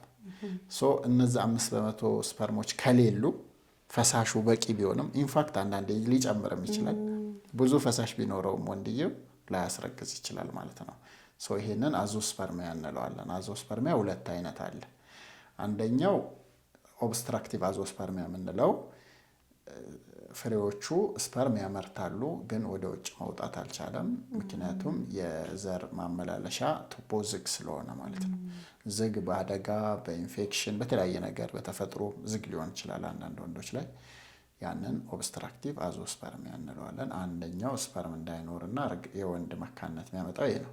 ሌላኛው ናን ኦብስትራክቲቭ አዞስፐርሚያ የምንለው ከቦታው የማያመርቱ ወንዶች አሉ። አንዳንድ ወንዶች ስፐርም አያመርቱም። ፍሬው አላቸው፣ ግን ስፐርም 5 ስቴጅ አካባቢ ያለው ስቴጁን ያልጨረሰ ሊሆን ይችላል። ኤርሊ ማቹሬሽን አሬስት፣ ሌት ማቹሬሽን አሬስት የምንለው ማስረገዝ የሚችል ስፐርም ላይኖራቸው ይችላል። አንዳንድ ጊዜ ደግሞ በቃ ስፐርም የሚባለው ከነዝርያውም ላይኖራቸው ይችላል። እንደዛም ሲሆን መውለድ ይቸገራሉ። ሌላ ጊዜ ደግሞ ሆርሞናል ሊሆን ይችላል። ቴስቴስትሮናቸው በጣም አነስተኛ ሊሆን ይችላል። ፕሮላክቲን በጣም ከፍ ብሎ ሊሆን ይችላል። ታይሮይድ ኢሹ፣ ሌሎች ነገሮችም ካሉ መውለድ ሊቸገር ይችላል ማለት ነው። 1/3 ጥንዶች ማይወልዱበት ምክንያት በወንድየው ጋር የተያያዘ ነው። 1/3 ደግሞ ከሴቶች ጋር በተያያዘ ነው። ሴቶቹ ወጣት ሲሆኑ ብዙ ጊዜ እንቁላል በቂ ይኖራቸዋል። ስለዚህ ወጣት ሲሆኑ ያለመለቀቅ ነው ችግር የሚሆነው። እንቁላል ይኖራል፣ አይለቀቅም። ለምንድን ነው? ፒሲኦኤስ ሊሆን ይችላል። ብዙ ጊዜ ፒሲኦኤስ ፖሊሲስቲክ ኦቫሪያን ዲዚዝ የምንለው እንቁላል ሊኖርና አይለቀቅም።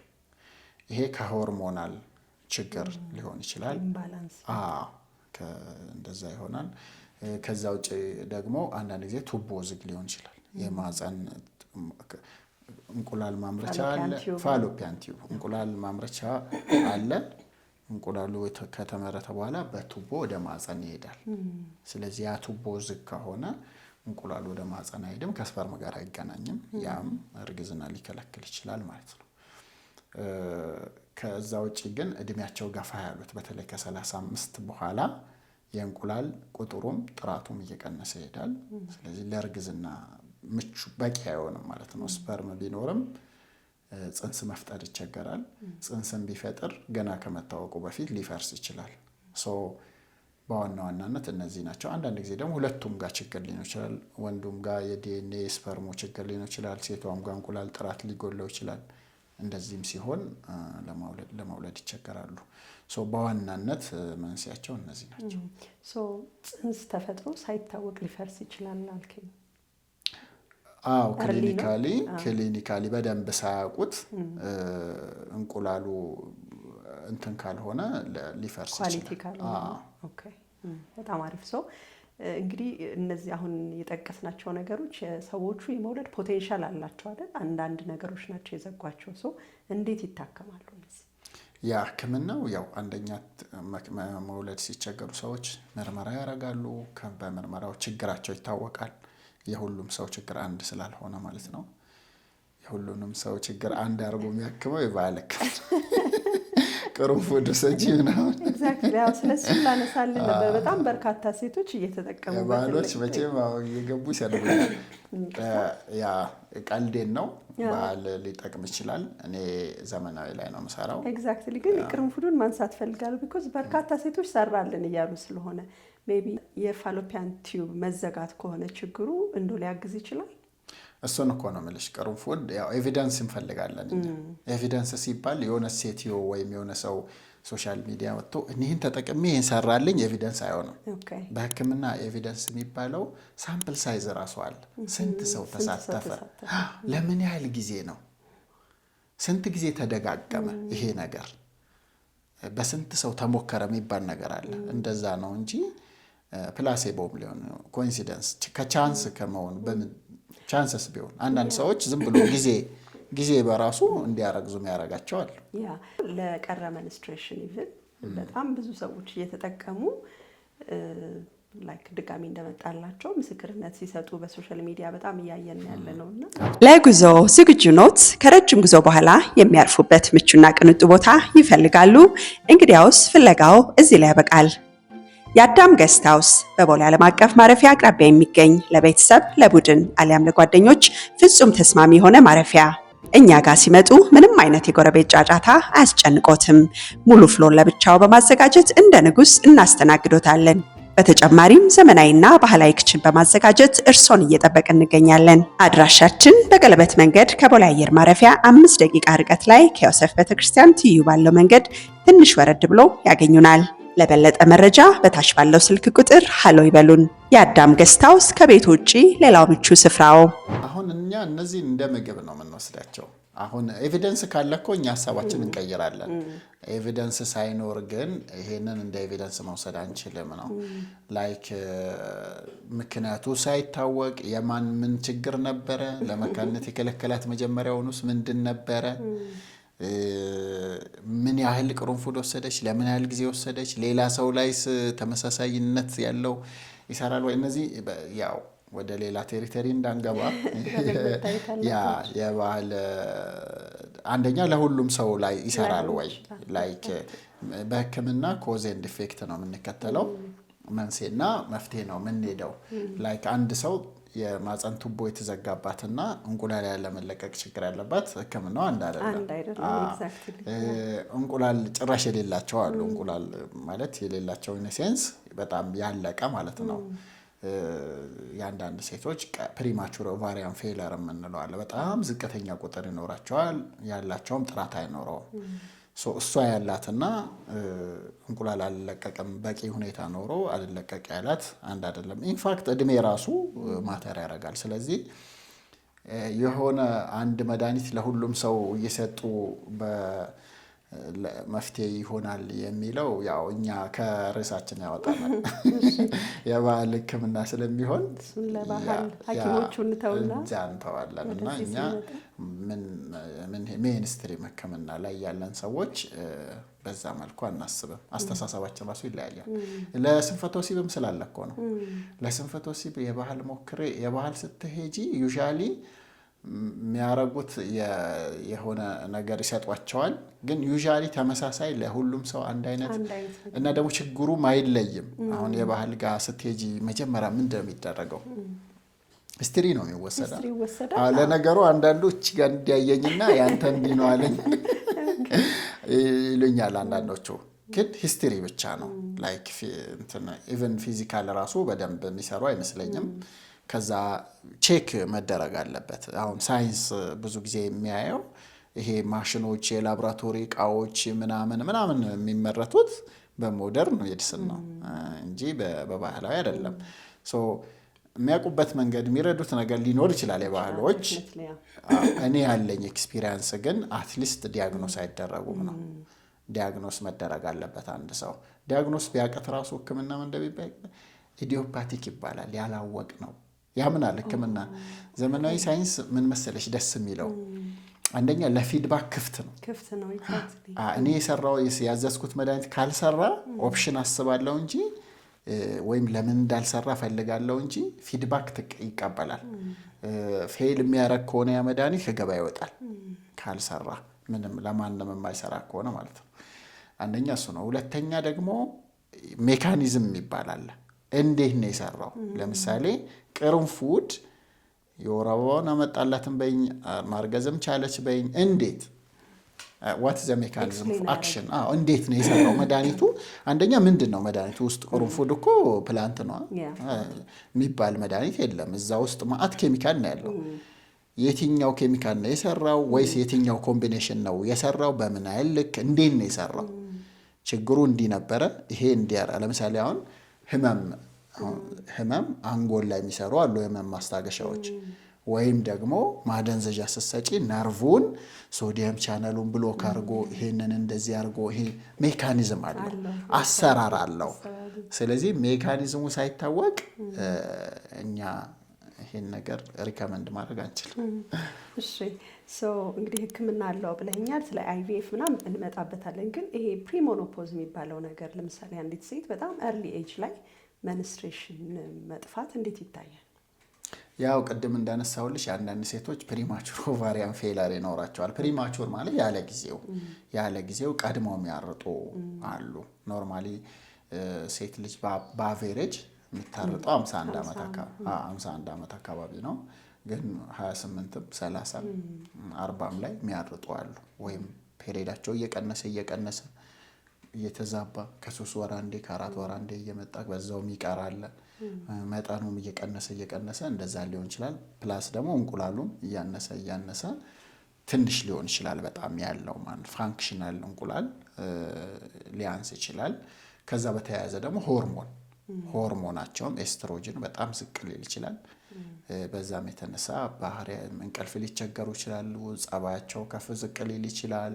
ግንኙነት ላይ የብልት መድረቅ፣ የፍላጎት ማጣት፣ በጣም ብዙ ነገሮች ሊከሰቱ ይችላሉ። ግን እንደዚህ አይነት ችግር የገጠማቸው ሰዎች ማለት በኤርሊ ኤጃቸው በ20 ቤት መንስትሬሽናቸው የቆሙ ሰዎች ታክመው መውለድ ይችላሉ? የሚችሉ አሉ። አንዳንድ ጊዜ ለእንቁላላቸው አንሶ በአይቪኤፍ መውለድ የሚችሉ አሉ። አንዳንዶቹ በተፈጥሯዊም በተለያየ መድኃኒቶች እገዛ የሚወልዱ አሉ።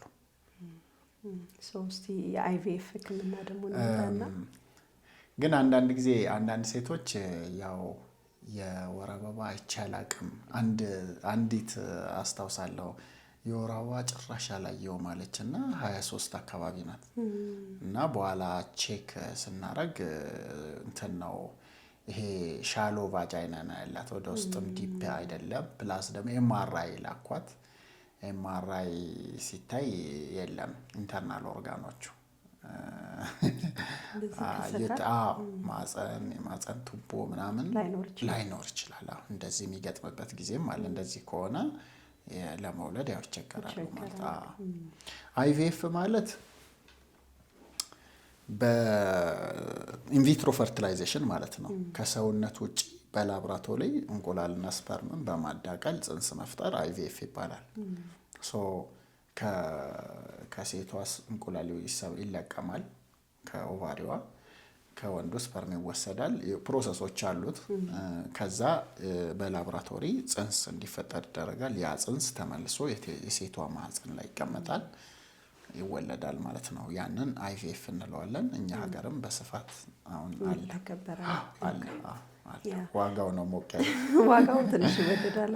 ዋጋው ብዙ ጊዜ ዋጋው ነው ብዙ ሰዎች እንዲዘገዩ የሚያደርጋቸው ዋጋው ነው። ያ እንጂ ሰክሰስፉሊ ይሰራል ሲበል።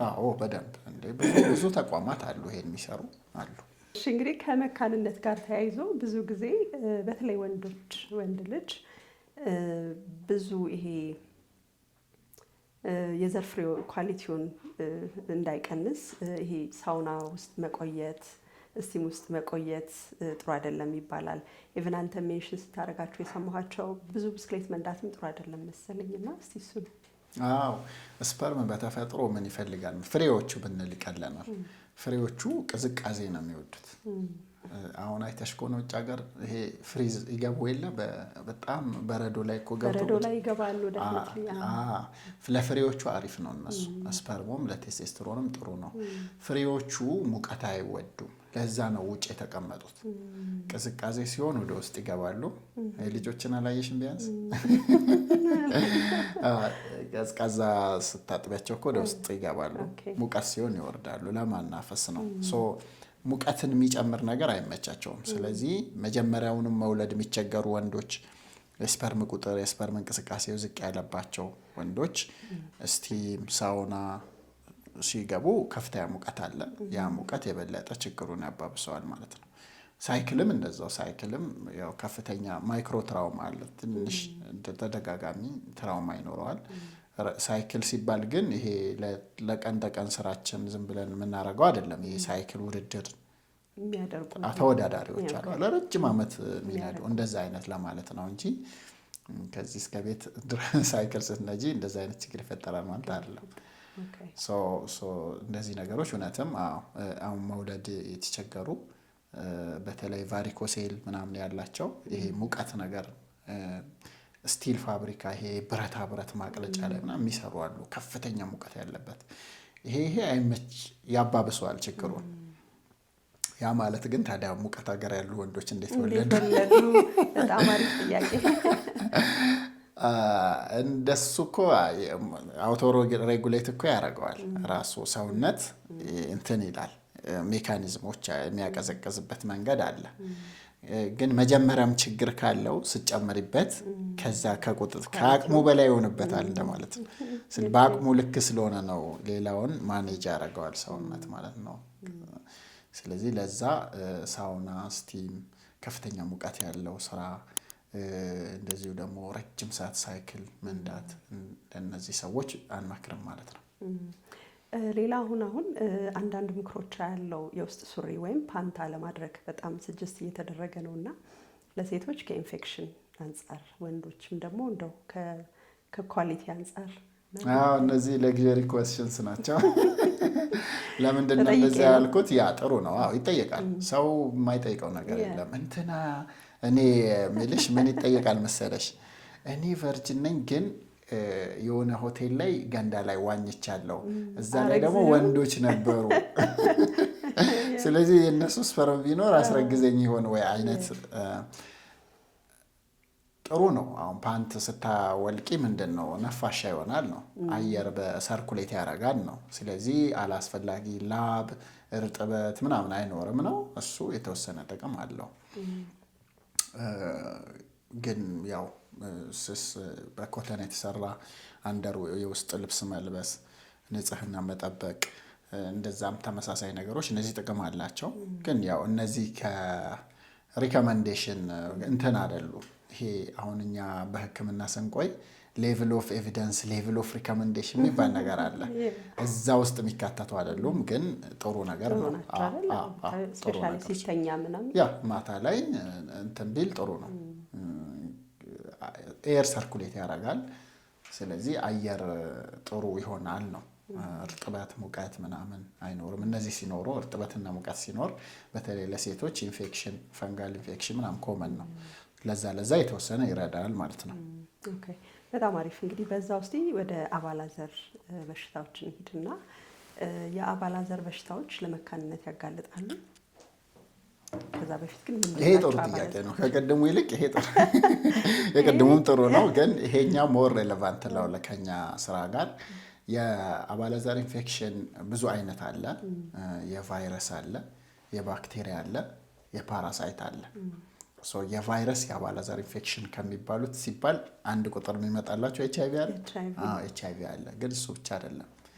ሄፓታይቲስ ቢ አለ፣ ሲፊሊስ እንትን ማን ነው ሃርፒስ አለ፣ ሃርፒስ ሲምፕሌክስ 2 የሚባለው አለ።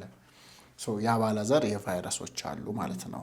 ኤችፒቪ በተለይ ሴቶች ማህጸን በር ካንሰር በማምጣት የሚታወቀው ሂውማን ፓፒሎማ ቫይረስ።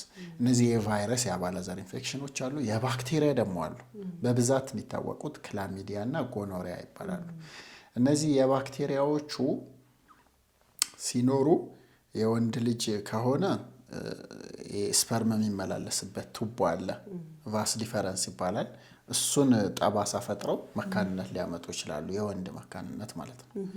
የሴት ከሆነ ደግሞ የማህጸን ቱቦ ጠባሳ ፈጥረው እንዲዘጋ በማድረግ ወይ እንዲጠብ በማድረግ የመካንነትና ከማህጸን ውጪ እርግዝና እንዲፈጠር ሊያደርጉ ይችላሉ ማለት ነው። ሊያመጡ ይችላሉ ማለት ነው። መካንነት ሊያመጣ ኢንፋክት አንዱ መንስኤ እሱ ነው። የማህጸን በር ካንሰር እንዴት ይታከማል? አሁን ይሄ ያው ከኔ ቶፒክ ውጭ ነው። ሕክምና አለው። ከሰርጀሪም ከፍ ያለ ሕክምና ራዲዮቴራፒም ኬሞቴራፒም ሊያስፈልግ ይችላል። የማህጸን ይሄ ኦንኮ ጋይኒኮሎጂስቶች አሉ። ይሄ ጋይኒኮሎጂክ ኦንኮሎጂስት የሚባሉ አሉ። የማህጸንና ተያያዥ ክፍሎች ካንሰር ሲመጣ በሱ ሰብ ስፔሻላይዝ ያረጉ ሐኪሞች አሉ። እነሱ ጋር መታከም ይኖርባቸዋል እነዚህ ሴቶች ማለት ነው። ኦኬ ሶ ሌሎች እንግዲህ ከተመልካች ያገኘኋቸው ጥያቄዎች ናቸውና አይ ቲንክ ከወሊድ በኋላ ይመስለኛል ምናልባት ከማህፀን መላላት ጋር በተገናኘ ብዙ ሴቶች ሽንታቸውን መቆጣጠር ያቅታቸዋል። እሱስ እንዴት ይታከማል? ይሄ ስትረስ ኢንኮንቲነንስ ነው የምንለው። ሲስቁ፣ ሲዘሉ፣ ሲያስነጥሱ ሽንት ሊያመልጥ ይችላል። ይሄ ያው የፔልቪክ ፍሉር ይሄ ኖርማሊ የዳሌ የደገፈው ጡንቻ አለ። እነሱ በተለይ ሌቫተራኒ ኮክሲጀስ የሚባሉ ጡንቻዎች አሉ። እነሱ ሲላሉ የሽንት መቆጣጠሪያ ቫልቭ አብሮ ይላላል። ስለዚህ ትንሽም ነገር ጫና ሲመጣበት እንትን ይላል ማለት ነው፣ ሊክ ያደርጋል፣ ያመልጣል ማለት ነው። ይህን ስትረስ ኢንኮንቲነንስ እንለዋለን። ይሄኛው ብዙ ጊዜ ወሊድን ተከትሎ የፔልቪክ ፍሎር ሲጎዳ ነው፣ ወይም ደግሞ እዛ ፔልቪክ አካባቢ ያሉ ጡንቻዎች ሲጎዱ ነው። እሱን በምን ማስተካከል ይችላሉ? አንድ ኪግል ኤክሰርሳይዝ መስራት ነው። ኪግል ኤክሰርሳይዝ ጡንቻውን ለማጠንከር ስለሚረዳ ኪግል ፔልቪክ ፍሎር ኤክሰርሳይዝ ይሄንን አሁን ላይ ዩቲዩብ ላይ ቢያዩ ያገኛሉ ማለት ነው። ለስትረስ ኢንኮንቲነንስ ኪግል ኤክሰርሳይዝ ብላችሁ ሰርች ብታረጉ ጥሩ ጥሩ ቪዲዮዎች ሊመጡላችሁ ይችላሉ። እነሱን ማድረግ፣ ፊዚዮቴራፒስት ጋር መታየትና ጋይዳንስ መውሰድ። ቅድም እንዳልነው ደግሞ ክብደት ካለ ክብደት መቀነስ ያስፈልጋል። ፕሬሸር ይጫነዋል ማለት ነው። የሆርሞን እጥረት ካለ ሆርሞን ማስተካከል ሊኖር ይችላል። ኢንፌክሽን ምናምን ካለ ቼክ አድርጎ ማከም ያስፈልጋል። በተጨማሪ ከዚሁ ጋር ተያይዞ በግንኙነት ወቅት አንዳንድ ሴቶች በጣም ኮንፊደንስ የሚያሳጣቸው ነገር አለ። የብልት ድምፅ ላይ አየር ነገር ማውጣት አለ እና እሱ በሽታ ነው ህመም ነው? በሽታ አይደለም አጭሩ መልስ። ያው ብልት ጋር አየር ይገባል። ኖርማሊ አየር ይገባል። በተለያየ ፖዚሽን ሲሆኑ ያ አየር ሲወጣ ድምፅ ያሰማል። ይሄ እኔ የማወራው ድምፅ የተፈጠረው በአየር እንቅስቃሴ ነው። ሰው ያ ነው። ግን አንድ መለየት ያለባቸው በተለይ ይሄ ምንም አይነት ሽታ የለውም እንደዚህ ሲሆን፣ ሽታ ካለው ወይ የሆነ ኢንፌክሽን አለ ማለት ነው፣ ወይ ደግሞ ፊስቱላም ሊሆን ይችላል። ፊስቱላ ማለት የሰገራ መውጫው እና የማህፀኑ ግድግዳ የጋራ ሲገናኙ እንደማለት ነው። እንደዛ በሚሆንበት ጊዜ በጣም ኦፌንሲቭ ነው የሚሆን። አንዳንድ ጊዜ ጠባብ ትንሽ ሊሆን ይችላል። ስለዚህ አየር ከሬክተም ማለትም ከሰገራ መውጫው ወደዛ ሊያልፍ ይችላል ወደ ማህፀኑ። ያኔ በጣም ኦፌንሲቭ ሽታ ይኖረዋል፣ ከፍተኛ ሽታ ይኖረዋል። ልክ እንደ ሌላኛውም ጊዜ እንደ ፈስ ነው የሚሆነው ማለት ነው። ሶ ከዛ ውጭ ግን አብዛኛው ሰው የሚጨነቀው ብዙ እንትን ማድረግ ፖዚሽን ምናምን ማስተካከል ሊኖርባቸው ይችላል፣ ያ የሚያሳቀቃቸው ከሆነ። ከዛ ውጭ ግን እንደ በሽታ አይደለም፣ ሜዲካል ኮንሰርን አይደለም። እንዳሁኑ ያሁኑ ችግሮች ከሌሉ በስተቀር ሽታ ከሌለው ሌላ ተያያዥ ችግር ከሌለው ምንም ችግር የለውም። ኪግል ኤክሰርሳይዝ ቢሰሩ ይሄም ይረዳቸዋል። ኪግል ኤክሰርሳይዝ በጣም በተደጋጋሚ ጠቀስከው፣ እንዴት ምንድን ነው ኪግል ኤክሰርሳይዝ? ኪግል የተባለ ሰውዬ ያመጣው ስፖርት ነው። ኪግል ብዙ ጊዜ ፔልቪክ አሁን ለወንዶች ለፕሪማቹር ኢጃኩሌሽን እንላለን፣ ለሴቶች ለስትረስ ኢንኮንቲነንስ ለሉዝ ቫጃይና ቢያረጉ ይመከራል። ኪግል ኤክሰርሳይዝ ምን መሰለሽ፣ ላይክ ለወንዶች በብዛት ለፕሪማቹር የምንመክረው ልክ ሰገራ መውጫው አለ አይደለ አነስ፣ እሱን እንደዚህ ጭምቅ አድርጎ ማንም ሰው ቼክ ማድረግ ይችላል። አሁን ቁጭ ብለሽ ራሱ ቼክ ማድረግ፣ እሱን ጥብቅ ስታረጊው ወንዶች ከሆናችሁ የምታዩት እሱን ሰገራ መውጫውን ቁንጥጥ አድርጋችሁ ሰገራ ወይም ፈስ እንዳይመልጣችሁ አድርጋችሁ እንደምታረጉት ቁንጥጥ አድርጋችሁ ስታረጉ የዘር ፍሬዎችና ብልት ወደ ሆድ ሰብሰብ ይላሉ። ትክክለኛውን ኪግል ስትሰሩ እንደዛ ነው የሚለው። ሰብሰብ የማለት ወይም የሚሰማችሁ ነገር አለ። እሱን ለ5 ሰከንድ ያው ኦፍ ኮርስ ይሄ በኋላ ትሬን እያደረጉ ሊጨምሩ ይችላል። እሱን ለ5 ሰከንድ ቆንጠጥ አድርጋችሁ ትይዛላችሁ። ለ5 ሰከንድ ደግሞ ልቅቅ ወይም ሪላክስ ታደርጋላችሁ ማለት ነው። ይሄ እዛ አካባቢ ያሉ ጡንቻዎችን ስፖርት ማሰራት ማለት ነው። ይሄ በሂደት 6 ወር ምናምን ይሄን በተደጋጋሚ ስትሰሪው፣ ለምሳሌ ቶሎ የመጨረስ የሚያስቸግራቸው ወንዶች ይሄንን መቆጣጠር ጡንቻውን ላይክ ቫልቭን ደግሞ ውሃ ቫልቭ አለው አይደል? እሱን ለመቆጣጠር ይረዳቸዋል። ለወንዶች ለሽንት ማምለጥ ላልነውም ለሱም ለሴቶች ይረዳል ማለት ነው። ሶ ኬግል ኤክሰርሳይዝ ይሄ ነው። ግን በብዛት ብዙ አይነት ኬግል ኤክሰርሳይዝ ተብሎ ዩቲዩብ ላይ አለ። ፔልቪክ ፍሎር ኤክሰርሳይዝ በሚል ውስጥ ይገባል አብዛኛው። የተለያዩ ስፖርቶችም አሉ የዳሌ አካባቢ ጡንቻዎችን ለማጠንከር የሚረዱ ማለት ነው። እነዚህም ጠቃሚ ናቸው። በጣም አሪፍ። ጥያቄን ከመጨረሴ በፊት ወደ አባላዘር በሽታ ልመልስህና አንድ ሚስ ያደረኩት ፖይንት አለ። HIV ኤድስ ከተያዘ ሰው ጋር አንድ ሰው አጋጣሚ ግንኙነት ቢፈጽም ባለማወቅ የሚወሰድ መድኃኒት አለ የሚባል ነገር አለ እና ምን ያህል ኢፌክቲቭ ነው ላለመያዝ? በምን ያህል ሰዓትስ ነው? ይሄ ነገር እንግዲህ ሊገጥም የሚችለው በሴክሹዋል ኢንተርኮርስ ብቻ አይደለም። የሕክምና ባለሙያዎች ሊሆኑ ይችላሉ። በተለያየ ኮንታሚኔሽን እዛ ነገር ውስጥ ከገቡ እንዴት አይነት መድኃኒት ነው የሚወሰደው? አዎ መጀመሪያ HIV የሌለበት ሰው HIV ካለበት ሰው ጋር ወይ ግንኙነት ሲያደርግ ወይ ደግሞ ሰርጀን ሊሆን ይችላል ኦፕራሲዮን እየሰራ ከፍተኛ ሚያደማ አይነት ግላቡን አልፎ እጁን ሊወጋ ይችላል። ወይ ደግሞ በሌላ መልኩ ስለታማ ነገር ሌላም ሰው ቤት HIV ያለበት ሰው ተጠቅሞ ሊሆን ይችላል። እንደዚህ በሚሆንበት ጊዜ ወዲያው በ24 ሰዓት ውስጥ ፖስት ኤክስፖዠር ፕሮፊላክሲስ ወይም ደግሞ ከተጋለጡ በኋላ የሚወሰድ መድኃኒት አለ። ሶ ያንን መውሰድ ያስፈልጋል። በ24 ሰዓት ሲሆን በጣም አሪፍ ነው። ከዛ እየቀነሰ ይሄዳል ማለት ነው። በ72 ሰዓት ነው የሚወሰደው። ከ72 ሰዓት በኋላ ብዙም ኢፌክቲቭ አይደለም፣ ውጤታማ አይደለም። ይሄ መድኃኒት ለ28 ቀን ነው የሚወሰደው። የሚዋጥ ነው በአብዛኛው። የሚወሰደውም ተመርምሮ ነው። አሁን ለምሳሌ HIV ያኛው ሰው እንዳለበት ታውቋል። አንዳንድ ሰዎች ግራ የሚጋቡት እኔ አላቃትም ሆቴል ነበረ ኮንዶም ተቀደደ ትንሽ ማይመቹት እነዚህ ለጋይድ ላይኖቹ ፊት አያረጉ። ሶ የሚታወቅ ሰው HIV ያለበት ሰው የሚታወቅ ሰው ሲሆን ነው ሊደፈሩ ይችላሉ። የተለያየ ነገር ሊፈጠር ይችላል። ያ ሶ